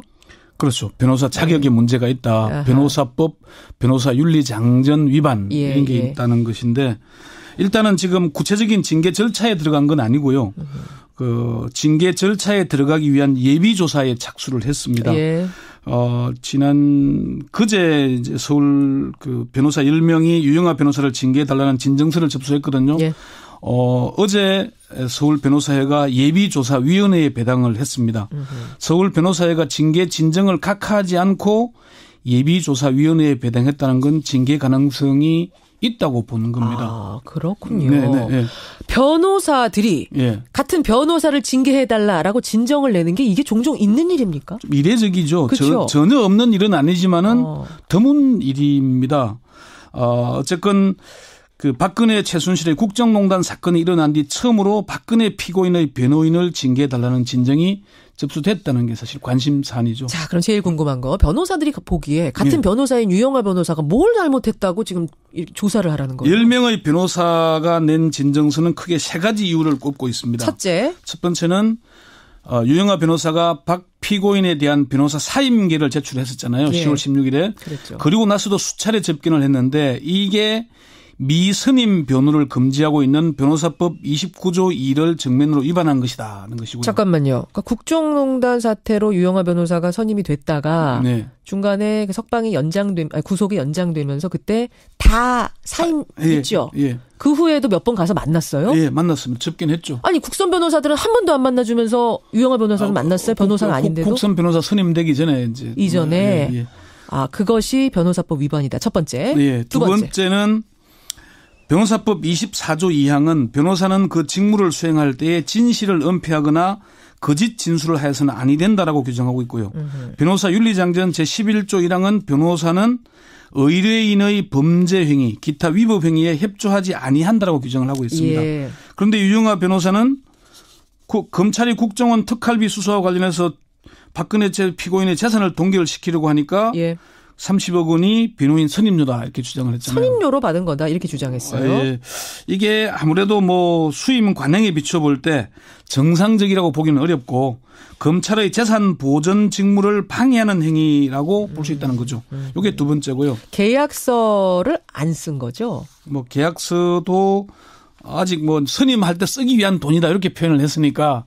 애매하게 표현했군요. 예. 애매하게. 그렇지만 변호사들이 볼 때는 이거는 관행은 아니다. 40억이나 받은 것은. 뭐 그런 얘기. 세 번째는 유영하 변호사는 박 피고인의 재판 보이콧의 적극적 협력자로 사법농단의 책임이 있기 때문이다는 요런 크게 세 가지 이유고요. 따라서 10명의 변호사는 박근혜 피고인을 변호하는 과정에서 변호인에게 일반적으로 허용되는 선을 넘었다고 볼 수밖에 없고 변호사법 및 변호사 윤리장전 등 관련 법령 및 규정에서 정하는 변호사의 직무상 의무 위반 혐의가 있는 것으로 보이는 만큼 철저히 조사해서 위법 행위의 사실 여부를 밝히고 그에 따라서 엄정한 징계 처분을 해야 한다. 이 이유입니다. 그렇군요. 변호사들이 사실 동종업계에 있는 사람을 징계해달라는 게 쉬운 일은 아니거든요. 어느 업계나 그렇지만. 마찬가지입니다. 네. 진정을 낸 어떤 다른 이유, 뭐랄까, 진짜 행간이랄까요? 진짜 이유가 또 따로 있을 것 같기도 한데 어떻게 보세요? 그 징계를 낸 10명의 변호사는 사법시험이 아닌 변호사시험 변시 출신입니다. 로스쿨 출신들입니다. 로스쿨 출신. 젊은 변호사들. 이들은 변호사 사회도 변해야 한다는 것이 진정을 낸 이유라고 말합니다. 동료 변호사라는 이유로 불법을 묵인하거나 변호사로서의 선을 넘어선 행위에 대해 눈을 감는 건 옳지 않다는 거죠. 그렇군요. 일종의 내부 고발 같은 겁니다. 진정에 참여한 조연삼 변호사는 이런 일로 징계를 받은 일이 거의 없으니까 징계가 이르지 않을 수도 있지만은 변호사 사회에 경종을 울리는 소기의 목적이라도 거뒀으면 좋겠다. 유영하 변호사의 선을 넘는 행위에 대해 변호사 내부에서 모두 동의하는 건 아니라는 걸 알리고 싶었다라고 말했습니다. 그래요. 이호영 변호사는 정치적으로는 유영하 변호사가 잘했는지 모르겠지만은 변호인의 기본인 성실 의무와 불법행위 협조 금지 원칙에 위반됐을 소지가 있다. 그냥 내버려둬서는 안 되는 일이다 이렇게 얘기를 했습니다. 그렇군요. 원칙대로 가야 하는데 그게 분명히 원칙이 아닌 걸 알면서도 법조인들이 그걸 눈 감으면 되겠느냐. 그렇죠. 이 얘기. 일각에서는 혹시 젊은 변호사들이 좀 튀어보려고 홍보하려고 진정된 거 아니냐 이런 얘기도 하던데 그 부분 물어보셨어요? 그런 비판의 시선이 있는 게 사실입니다. 중견 변호사들은 로스쿨 출신의 젊은 변호사들이 좀 튀어보려는 의도로 이런 진정을 낸 게 아니냐 이렇게 보고 있습니다. 유영하 변호사가 아무리 이해관계도 없잖아요. 없죠.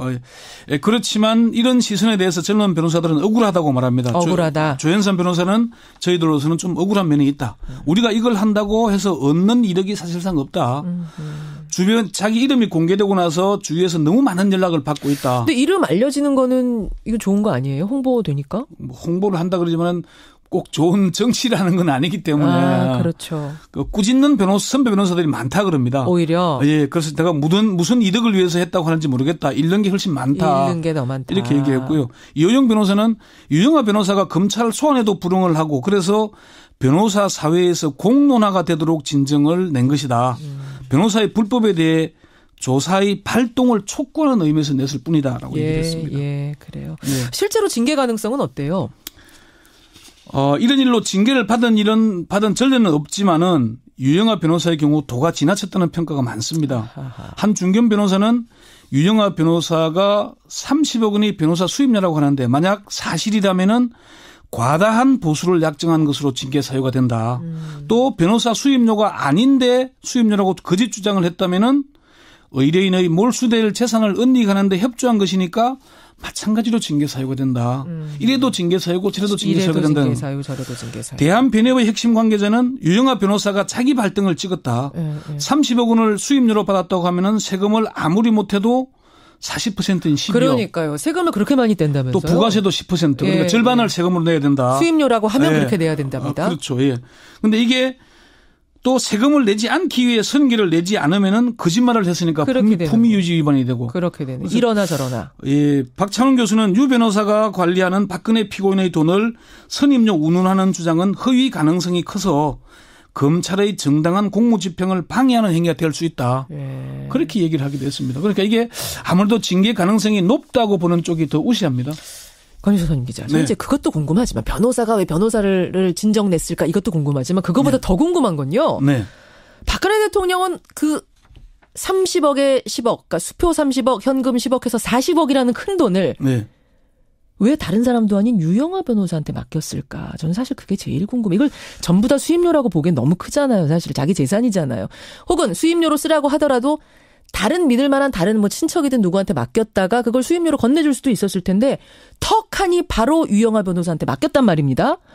무슨 관계일까? 어느 정도 신뢰 관계인 거예요? 그러니까 우선은 첫 번째는 요 돈 자체가 수임료가 아니라 돈을 맡긴 재산 관리를 한 게 아니냐는 의심을 많이 사고 있는 것이고요. 사실 저도 이해가 잘 안 되는 부분입니다. 국정농단 사건이 터진 이후에 최순실과의 선이 끊어졌잖아요. 끊어졌죠. 그다음부터는 유영하가 끝까지 곁을 지키고 있죠. 왜 박지만도 박근정도 아닌 유영하인지는 박근혜와 유영하만 알 것입니다. 사실 이건 좀 저도 궁금해서 알아보려고 했는데 답을 제대로 해주는 사람이 아무도 없었습니다. 그 정도로 지금 가장 믿을 만한 사람? 그렇지만 믿을 곳이 유영하밖에 없다는 것이고 최순실의 역할을 유영하 변호사가 대신하고 있다는 건 분명해 보이고요. 뭐 일각에서는 운명 공동체 얘기도 하기도 하지만은 두 사람이 무슨 뭐 다른 관계도 아닌데 좀 이해가 잘 가지 않는 믿을 만한 곳이 유영하밖에 없는 게 아닌가. 아니면은 누군가가 필요한데 그게 유영하 아닌가. 그렇게밖에 볼 수 없었습니다. 여기까지 오늘의 Y. 권전철 선임 기자 수고하셨습니다. 네. 여러분 내일까지 계속 춥습니다. 모레부터 평년 기온을 찾는다고 하니까요. 건강 무엇보다 조심하시고요. 제가 감기 기운이 있어서 목소리 듣기 좀 불편하셨죠. 너무나 죄송합니다. 주말에 관리 잘하고 월요일에 돌아오겠습니다. 고맙습니다.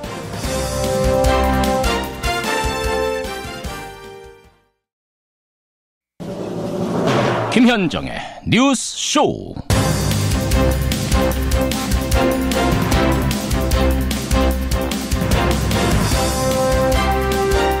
애청자 여러분, 간밤에 안녕하셨습니까? 너무 춥다 못해서 추위가 뉴스가 되는 아침입니다. 현재 서울은 영하 15도, 강원 산간 지역은 영하 20도 아래로 머물면서 어제보다도 기온이 더 내려갔습니다. 그냥 춥기만 한 게 아니고요. 제주도는 큰 비상이 걸렸습니다. 폭설로 제주공항이 마비되면서 발이 묶인 2,500여 명이 뜬 눈으로 밤을 지새야 했는데요. 잠시 후 2부에서 제주공항 연결을 해보죠. 그런가 하면 혹하니 무색하게 뜨거운 논란이 붙은 곳도 있습니다. 바로 가상화폐 시장입니다.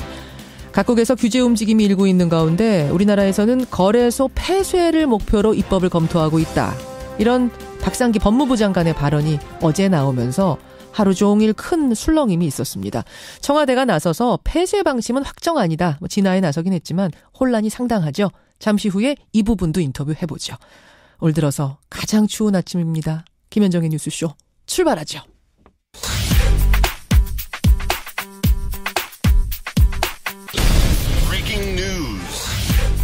김현정의 뉴스쇼가 주목한 오늘의 포인트 김정훈 기자 나와 있습니다. 어서 오세요, 김 기자. 네. 첫 포인트 날씨부터 봐야 될 것 같아요. 그렇습니다. 서울 아침 영하 16도 최강 한파입니다. 지금 15도도 넘었어요? 16도입니까? 오늘 아침 서울 체감의 온도가 영하 16도까지 내려갔는데요. 그리고 철원과 대관령은 기온이 영하 20도를 밑돌고 있다고 하고요. 내륙 대부분 지역에 한파특보가 내려졌습니다. 어제 추위로 고생하셨을 텐데 오늘은 더 춥습니다. 올겨울 들어서 가장 추운 날씨고요. 낮에도 서울 영하 5도 등 영하권을 벗어나오기가 어렵습니다. 낮에도? 네. 또 제주를 비롯해서요. 호남 일부 지역과 울릉도, 독도 지역에는 대설특보까지 내려진 상황이네요. 뭐 주말인 내일 낮부터는 맹추위가 조금 누그러진다고는 하는데 어쨌든 오늘 하루 단단히 무장하시고 잘 버텨내셔야 되겠습니다. 그냥 추우면은 뭐 단단히 무장하고 버티면 된다지만 지금 제주는 폭설에 강풍까지 불면서 아예 공항이 마비가 됐어요. 네. 쌓인 눈으로 활주로가 폐쇄되면서 어제 결항된 결항된 항공편만 220편이거든요. 어제 오전 8시부터 결항이 됐으니까 한 24시간 된 거 아닙니까? 그렇습니다. 발이 묶인 승객 2,500명이 공항에서 밤을 지새했고요. 공항이 말 그대로 북새통이 됐죠. 이에 따라서 제주공항은 지원 체계를 경계에서 심각 단계로 올려서 체류객들을 대응하고 있습니다. 지금 새벽 6시 반부터 항공기 운항이 재개가 된다고 했었는데 저희가 방송 들어오기 조금 전에 체크해 보니까 이것도 안 됐답니다. 예. 2부에서 상황은 더 전해드리고 그 현장도 좀 연결해 보고요. 제주지사도 연결해 보겠습니다. 다음 포인트 가죠. 네, 속도내는 다스 수사입니다. 다스는 누구 거냐 이걸 묻는 검찰 수사인데 어제 다스 본사 압수수색했습니다. 네, 서울 동부지검에 꾸려진 다스 관련 고발 사건 수사팀이 있는데 어제 처음으로 압수수색에 나섰습니다. 대상이요.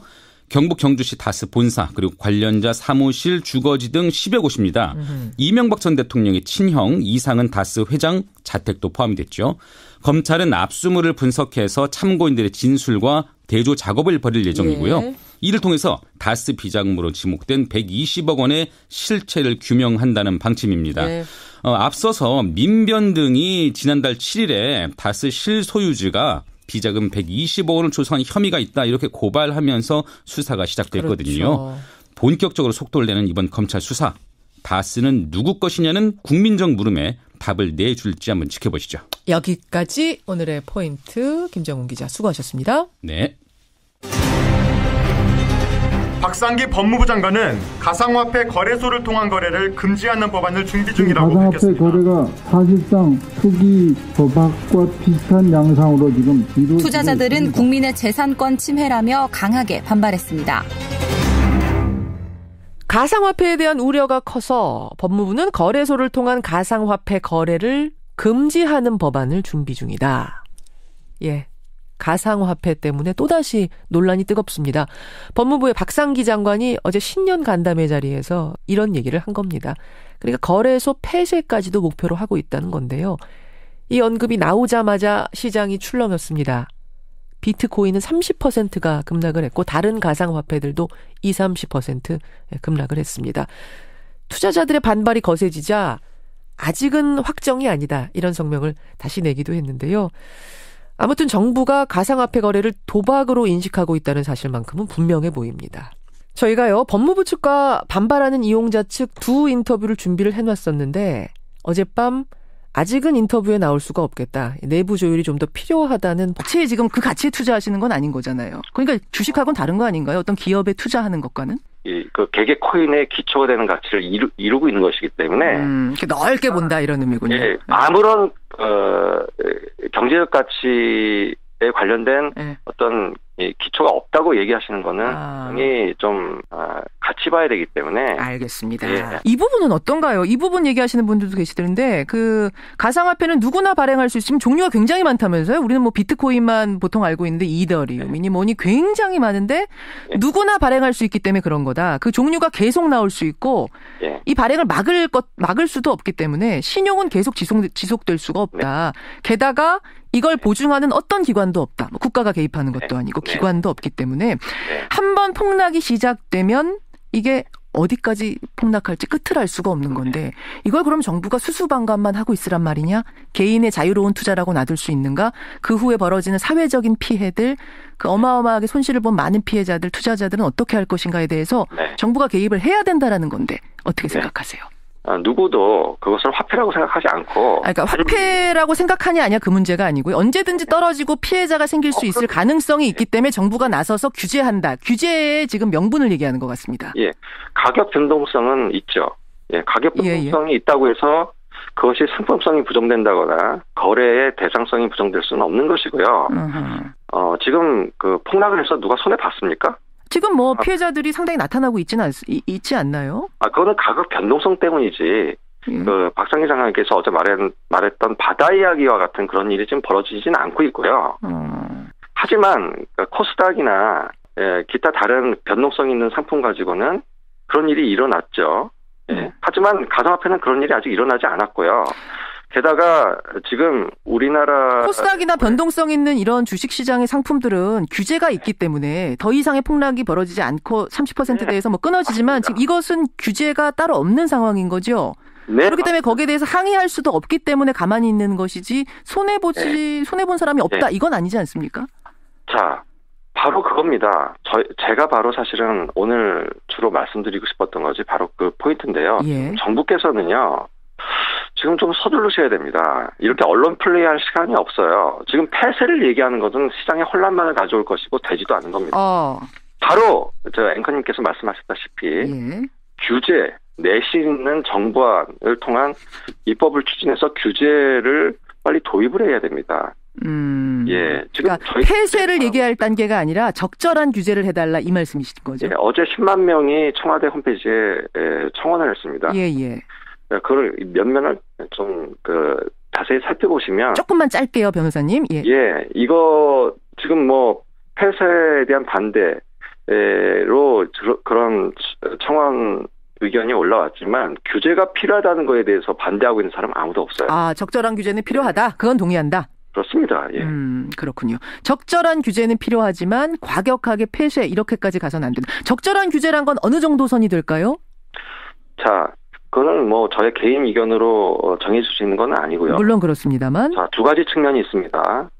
일단 첫 번째, 우리 이제 헌법 정신에 따른 민주적 절차를 준수해야겠죠. 예. 첫 번째 가장 중요한 거, 내용보다 더 중요한 거고요. 예. 긴급 대책, 정부 대책, 박상기 장관님의 신년 기자간담회 이런 거는 안 됩니다. 민주적인 절차를 준수해서 국회 입법을 통해서 해결해야 되고요. 예. 그리고 내용적으로 말씀드리면 금지를 얘기하고 폐쇄를 얘기할 것이 아니라 이것이 우리나라가 지금 어려운 경제 상황 속에서도 하나의 기회가 될 수 있는 것이기 때문에 일단 거래소로부터 자본으로부터 일반 투자자를 섬세하게 보호하는 내용을 담아야 됩니다. 그 선이 어느 정도가 돼야 될 거라고 개인적으로는 생각하세요? 근데 이제 구체적으로 말씀드리면 이제 여러 가지가 있죠. 예를 들면 변동성과 관련해서는 어떤 변동폭을 제한한다든지 거래소가 지금 현재 시간을 24시간 운영이 되죠. 예, 24시간을 운영하면서 때때로 충분한 공지 없이 서버를 점검한다고 거래를 중단시킨다든지 기타 여러 가지 그 설비 요건을 충분히 갖추지 않고 있다든지 이런 등등의 이제 여러 가지 문제점들이 있는데요. 게다가 또 여러 가지 약관상의 불공정한 내용들 그런 걸 규제해달라. 규제를 해서 일반 투자자를 섬세하게 보호하는 내용을 담아야 되고요. 또 한 가지 더 욕심을 낸다면 단순히 규제 마인드로만 갈 것이 아니라 이것이 담고 있는 뭐 최근에 흔히 인구에 회자되는 뭐 4차 산업혁명 이야기도 있는데요. 블랙체인 기술이나 이런 암호화폐 기술에 관련된 공학적인 연구나 인문사회과학적인 그런 연구. 법무부 측에 통보가 있었습니다. 그래서 일단 오늘은 이 폐쇄 정책에 반발하는 이용자 입장부터 듣기로 하죠. 법무부 인터뷰는 차후에 준비를 해놓겠습니다. 자, 가상화폐 강력 규제는 위헌이라고 주장하면서 헌법 소원을 낸 변호사세요. 안국법률사무소 정희찬 변호사 연결을 해보죠. 정 변호사님 안녕하세요. 네, 안녕하세요. 지금 우리나라의 가상화폐 거래소들 하루 거래량이 어느 정도나 됩니까? 네, 박상기 장관님께서 신년 간담회 한 것만 가지고도 전 세계적으로 거의 뭐 100조 원 가까이 가격 변동이 있었던 걸 보면 국내의 거래량도 상당할 것으로 지금 생각되고 있습니다. 전 세계에서 지금 우리나라가 제일 큰 시장이라면서요? 그렇습니다. 비공식적인 통계에 따르면 뭐 20%까지도 책임지고 있다고 평가가 되고 있죠. 그 정도죠. 하루 거래량 수조 원, 투자자도 대략 300만 명. 뭐 정확한 통계가 지금 잡힌 건 없습니다만 수조 원이 거래되고 300만 명 정도가 투자하고 있다. 이렇게 알고 있습니다. 네네. 가상화폐 거래소 폐쇄까지도 목표로 하고 있다라는 어제 박상기 법무부 장관의 입장, 그리고 금융위원장도 사실 어제 같은 말을 했거든요. 네, 그렇습니다. 어떻게 보십니까? 모든 분들이 잘 알고 있다시피 박상기 장관님께서는 애초 그 검찰 개혁이라는 시대적 사명을 다하시기 위해서 지금 그 자리에 계신 거 아닙니까? 예.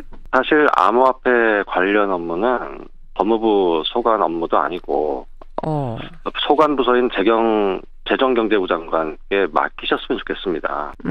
검찰은 아직 법무부는 검찰 개혁이나 잘해라, 여기 신경 쓰지 말아라, 막 이런 이야기들이 어제 오고 갔어요? 예, 상당히 지금 그런 얘기가 많아서 저도 많이 놀랐습니다. 그러니까 일단 이것은 해서는 안 된 일이다, 폐쇄 반대 이런 말씀이신 거죠? 이거는 뭐 반대를 하고 찬성을 하고를 떠나서 폐쇄가 된다는 것이 뭐 이미 불가능할 것이다. 경제적으로나 법적으로는 진행될 수 있는 사안이 아니기 때문에. 근데 금융위원장도 어제 같은 말을 국회에서 했습니다. 이게 폐쇄까지도 목표로 하고 있다는 같은 말을 했기 때문에 이게 무슨 경제부에 넘기면 다른 이야기가 나올 거다. 사실 그런 분위기는 아닌 것 같고요. 어쨌든 지금 투자자들의 얘기는 이것은 과하다. 법무부 소관도 아니고 이 폐쇄는 되지도 않을 것이다. 이런 말씀이시죠? 네, 그렇습니다. 예, 불가능하다. 법적으로도 불가능하다. 오늘 법무부가 안 나왔기 때문에 제가 대신 좀 법무부 이야기를 전하는 것으로 하겠습니다. 이런 규제를 추진하는 데는 이유도 있고 명분도 있다는 입장입니다. 이미 부작용이 나타나고 있고 더 심한 부작용이 상당히 우려되는 상황이다. 이대로 가면 거품은 터질 수밖에 없는데 그러면 330만 명이 수십조 원대의 피해를 보게 된다. 국가 전체에 끼치는 충격파로 따지자면은 도박 게임 바다 이야기가 줬던 충격의 10배도 넘을 거다. 이게 불보듯 뻔한데 그러면 정부가 뒷짐지고 있으란 말인가? 이거거든요. 네네. 어떻게 생각하세요? 근데 도박이라고 하는 것은 형법에 따르면은 구체적인 의미가 있죠. 판돈을 걸고 우연적인 사건에 따라서 걸려진 재물에 대한 최종적인 보유자가 정해지는 그런 구조를 가지고 있을 때 그것을 우리가 도박이라고 합니다. 예. 반면에 가상화폐라고 하는 것은 개인이 자기의 자유로운 의사에 기해서 그것을 매입하고 적정한 가격에 다시 매각을 하는 형태로 이루어지고 있기 때문에 일단 도박이라는 범죄에 포함될 수는 없는 것이고요. 법적으로 볼 때 이건 도박이라고 일단 할 수가 없다. 근거 자체가 틀렸기 때문에 도박장처럼 폐쇄할 수 있는 근거가 안 된다 이 말씀이세요. 논리가 안 된다. 자, 근데 이제 반대하는 분들, 폐쇄해야 된다라고 주장하는 전문가분들, 특히 법학자들 중에도 이 논리가 맞다라고 생각하는 분들이 꽤 많이 계십니다. 저희가 조사를 좀 해보니까 이런 말씀들을 하세요. 조금 전에 자유로운 의사에 의해서 법정 화폐를 주고 거래하는 거다 이렇게 말씀하셨는데 발행 주체가 없고 전자방식으로 운영하는 가상화폐는 화폐가 일단 아니다. 화폐가 통화로 인정이 되려면 통화의 기능이 있어야 되는데 그럼 널리 이용되면서 금융 기능이 가능해야 되는데 그게 일단 안 되고 그다음에 주식처럼 어떤 기업의 가치, 실질적 가치에 기반을 두지 않기 때문에 심각한 급등락 현상은 필연적이다. 하루에도 30%, 40%가 오르고 내리고. 따라서 어떤 실물 가치와 전혀 상관없이 돈 놓고 돈 먹는 식으로 거래가 되는 게 이게 도박과 다를 바가 없다라는 법학 전문가들 다수의 의견도 있던데요. 네, 누구도 심지어는 이 가상화폐 거래를 찬성하시는 분들조차도 정부에서 말하는 가상화폐가 화폐라고 말하는 사람은 아무도 없습니다. 그리고 블록체인 기술을 이용해서 체인이라고 하는 것은 어떻게 보면 네트워크를 의미를 하고요. 그렇죠. 그 체계, 전체 체계 자체는 굉장히 큰 경제적 가치가 있고요. 그 체계 자체가 가치가 있는 것이지 그 체계에 지금 투자하는 게 아니지 않습니까? 그것은 이게 기술 운영 방식이고 그러니까 이 코인 거래를 가능하게 하는 안전하게 하고 이 코인 거래를 운용하게 하는 시스템이지 그거 갖고 있는 것이기도 하지만 장 실장은 문재인 대통령의 경제정책 제이노믹스를 설계한 바로 당사자라는 겁니다. 뭐 왜 분노해야 하는가 이런 책을 써서 소득주도 성장이 필요하다고 주장을 해왔고요. 문 대통령이 이런 점을 높이 사서 대선 직전에 안철수 캠프에 몰다왔던 장 실장을 스카우트해온 거거든요. 그렇죠. 그리고 경제정책 설계를 맡기고 지금까지도 지금 일을 맡기고 있는 상황입니다. 이렇게 제이노믹스를 중요하게 생각하는데 제이노믹스의 핵심이 뭡니까? 소득주도 성장이고요. 소득주도 성장의 가장 핵심 중의 핵심이 최저임금 인상입니다. 그렇죠. 이게 지금 난관에 봉착했다는 겁니다. 이 고비를 넘지 못하면 소득주도 성장도 안 되고 일자리 확대 모두 무너지게 되고 제이노믹스도 실패한다는 겁니다. 그렇죠. 장 실장의 현장 행보는 제이노믹스의 설계자로서 직접 현장의 목소리를 듣고 제도를 점검하기 위한 목적이었다 이렇게 봐야 될 것 같습니다. 그렇게 보면 되는 거군요. 마지막 행가는 뭔가요? 마지막 세 번째 행가는 여론몰이에 맞대응하는 성격도 있다입니다. 이건 무슨 말씀이세요? 요즘 보수신문하고 경제신문 보신 적 있으세요? 예, 그럼요. 최저임금 인상 역효과를 부각하는 기사들이 연일 기획기사로 쏟아져 나오고 있습니다. 부작용이 나온다는 얘기가 있죠. 뭐 동네 물가가 뛰고 일자리가 줄고 있다, 뭐 해고가 늘고 있다. 이런 심리적 불안감을 사실 부추기는 측면도 있거든요. 그러니까 실제로 그런 현상이 있기도 하지만 지금 심리적으로 더 부추겨지고 있는 면도 있다. 그러니까 최저임금 인상은 언제부터 적용이 됐습니까? 올 1월이요. 올 1월 보름밖에 안 지났어요. 아직 월급도 안 줄 정도의 시기밖에 안 돼요. 그러니까 한겨레신문에 따르면 중소기업과 소상공인 협회에 언론사 기자들이 전화를 해서 현장의 아우성, 힘들다 어렵다 이런 얘기를 소개해달라 그런 사람들을 소개해달라는 요구가 엄청나게 많이 쏟아지고 있다고 합니다. 기자들이 그쪽에 전화를 해서 네. 그러니까 어려움을 좀 더 부추기고 있는 거 아니냐. 네네. 그런 사람들만 막 소개해달라는 얘기를 한다는 거예요. 그러니까 최저임금 인상 입장에 따라서 수용하는 태도가 다를 수 있습니다. 네. 기업주나 상공인 얘기도 충분히 들어야겠죠. 그렇지만 그렇다고 일부의 부작용을 전체인 것처럼 왜곡하는 것도 문제 아니겠습니까? 지금 이제 일부의 부작용으로 끝날지 부작용이 더 커질지 아니면 일부 부작용이 초기에 조금 나타나다가 수그러들지 아직 모르는 상황인데 네. 너무 부작용이 큰 것처럼 부풀려지는 게 아니냐라는 이 현상을 우려하시는 거죠. 청와대는 그렇게 일단은 보고 있다는 거고요. 예. 이런 움직임이 더 확산하게 될 경우에는 그렇잖아요. 옆에서도 음식가 가격 올렸는데 네. 나도 올려야 되는 거 아니야? 나도 최저임금 올려서 임금 조금 더 줘야 되는 상황인데 나도 뭔가 앞장서가지고 미리미리 좀 우리 직원들 자르고 이래야 되는 거 아니야라는 생각을 할 수도 있다. 맞아요. 그러니까 정부가 그런 사람들을 직접 챙기고 도와주려고 노력하고 있다고 하는 진심도 전하고 그리고 그 반대로 너무 부추기고 있는 현상에 대해서도 네. 이번 기회는 좀 끊고 가겠다. 네. 동요하지 마시라 이런 사인을 네. 주는 거군요. 청와대 정책실장이 나서서 그래서 현장 점검을 했다. 이렇게 봐야 될 것 같습니다. 알겠습니다. 여기까지 오늘의 행간 김성환 씨 수고하셨습니다. 네, 고맙습니다. 가상화폐 문제도 그렇고 최저임금 문제도 그렇고 참 뜨거운 핫이슈인 것만은 분명합니다. 문자가 뜨겁게 들어오는데요. 전은경님은 가상화폐는 미래산업의 기초가 될 건데 규제니 폐쇄니 이렇게 얘기하면 안 된다 하시는 분이 있는가 하면 폐쇄 방침에 동의하는 문자가 좀 더 많이 들어오긴 했습니다. 찬이뿌님은 대학도 휴학 내고 동생도 공부 잘하던 애인데 지금 24시간 올인 중입니다. 이 비트코인에 정말 걱정이다 하신 분도 계시고요. 5866님 도박이랑 성격이 조금이라도 비슷하다면 폐쇄가 맞다는 분도 계세요. 입으로 갑니다.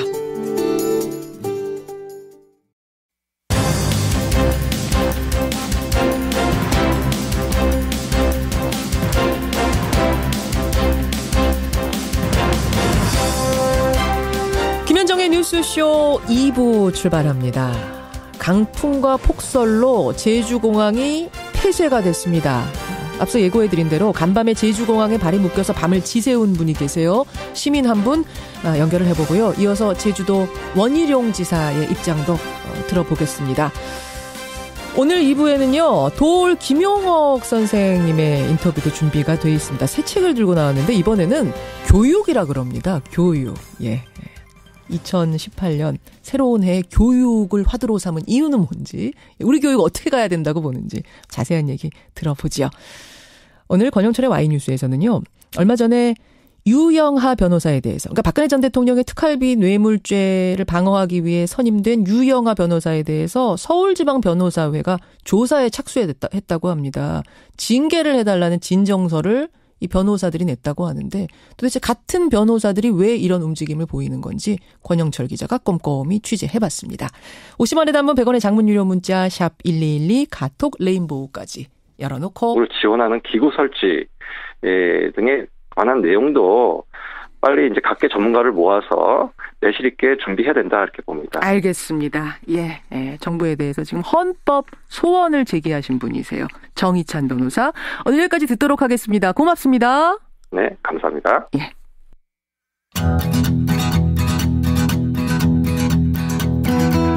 김현정의 뉴스쇼는 청취자 여러분의 참여로 이루어집니다. 트위터, 페이스북, 레인보우 게시판, 그리고 단문 50원, 장문 100원의 유료 문자 샵 1212, 우물정 1212 통해 참여하실 수 있습니다.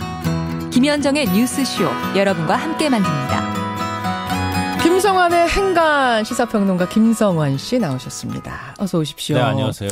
해보셨어요? 뭘요? 이거요. 가상화폐 투자. 전 대출 갚느라고 힘들어가지고요. 투자할 여력이 없습니다. 안 해보셨고 주변에 네. 하는 분들은 많이 계시잖아요. 그렇죠. 300만이니까 저는 굉장히 많이 벌었다는 사람은 직접 보지 못했지만 10배 벌었다는 사람은 봤습니다. 그러니까 이제 너도 나도 투자하고 직장인들 우울증이 걸린다라는 얘기가 나올 정도인 상황인데 오늘 법무부가 인터뷰 약속을 했다가 이걸 취소하는 바람에 제가 법무부 입장에서 반론을 하다 보니까 저는 폐쇄하는 입장이냐 뭐 이렇게 생각하실 수 있는데 그건 아니고요. 저는 법무부의 반론을 전해드렸다는 거 요거는 말씀을 좀 드리고요. 법무부 입장 인터뷰 곧 준비를 하겠습니다. 의견이 정말 많이 들어오는데 잠시 후에 제가 소개하고 일단 우리 행간 가죠. 청와대에서 왕실장으로 불리는 인물이 있죠. 이 바로 장하성 정책실장인데요. 이 장 실장이 어제 고려대 청소 노동자들을 만나서 최저임금 인상에 따른 현장의 목소리를 들었습니다. 이 조만간 압구정 현대아파트에서 해고된 경비원들도 만날 예정이라고 합니다. 이 청와대 왕 실장의 현장 정치, 이 뉴스의 행간을 좀 살펴볼까 합니다. 그 고려대라고 그러면 장 실장이 교수로 재직했던 그 학교잖아요. 네, 맞습니다. 경영대학장까지 지냈는데요. 오래간만에 학교를 찾았을 텐데 별로 좋은 일은 아니었습니다. 이 어제 오후 2시부터 3시간 동안 이 청소 노동자와 대학 측 관계자를 만났는데요. 최저임금 인상 문제 때문에 지금 이름을 만난 겁니다.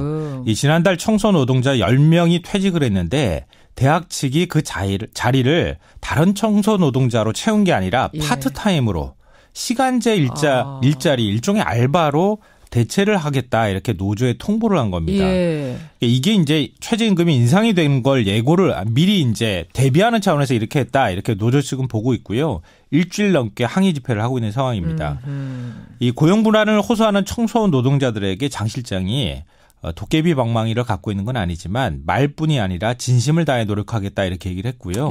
학교 측 관계자를 만나서는 가장 열악한 처지에 있는 청소 노동자들의 고용 안정을 위해 학교 측이 대책을 마련해달라 이렇게 요청했습니다. 그러니까 이게 10명의 노동자의 문제가 아닌 것으로 보고 네, 그렇죠. 말하자면 상징적인 장소로 여기를 택해간 거라고 보면 되겠군요. 네, 그렇게 봐야 될 것 같습니다. 그래요. 고려대를 직접 방문해서 청소 노동자 목소리를 들은 왕 실장, 이 뉴스의 행간, 이면 들어가죠. 첫 번째 행간은 문재인 대통령 대신이다입니다. 대신 간 거예요? 네. 청와대 정책실장은 뭐 직장에 비유하면 내근직이거든요. 그렇죠. 직장에서 직위를 가지고 비교를 하면 기획 전략 담당 전무 정도? 이 경제정책의 밑그림을 만들고 청와대 수석이나 정부 부처 간 이견을 조정하는 역할을 주로 하기 때문에 청와대 밖을 벗어날 기회가 거의 사실은 없습니다. 이건 이전 정부 때도 마찬가지였거든요. 근데 장 실장이 외근을 나갔습니다. 직접 현장을 방문을 했거든요. 그래서 이번 일이 예사롭지가 않다는 겁니다. 그럼 왜 그랬을까? 바로 문재인 대통령의 뜻이 실린 거라는 겁니다. 지난 8일 수석 보좌관 회의 때 문 대통령이 이렇게 얘기했거든요.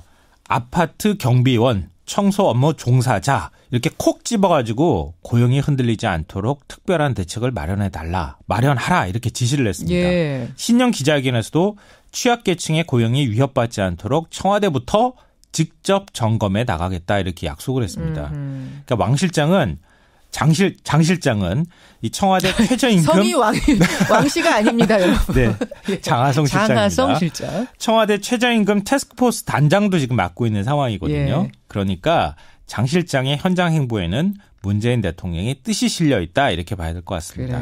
그래요. 고대 청소 노동자들을 만난 장하성 정책실장의 두 번째 행간 뭔가요? 두 번째 행간은 장하성은 제이노믹스의 설계자다입니다. 그렇죠. 그러네요. 네. 또 어제 고려대 방문요. 모양상으로만 보면은 김영주 고용노동부 장관이 가면 제일 좋습니다, 사실은. 그러니까 제이노믹스 설계자라는 거하고 고려대 방문한 거하고 무슨 상관이 있는 거예요? 그러니까 굳이 청와대 정책실장이 고려대를 방문한 이유. 바로 장하성이기 때문입니다. 그 학교 출신이기도 하지만 그게 상징성을 갖고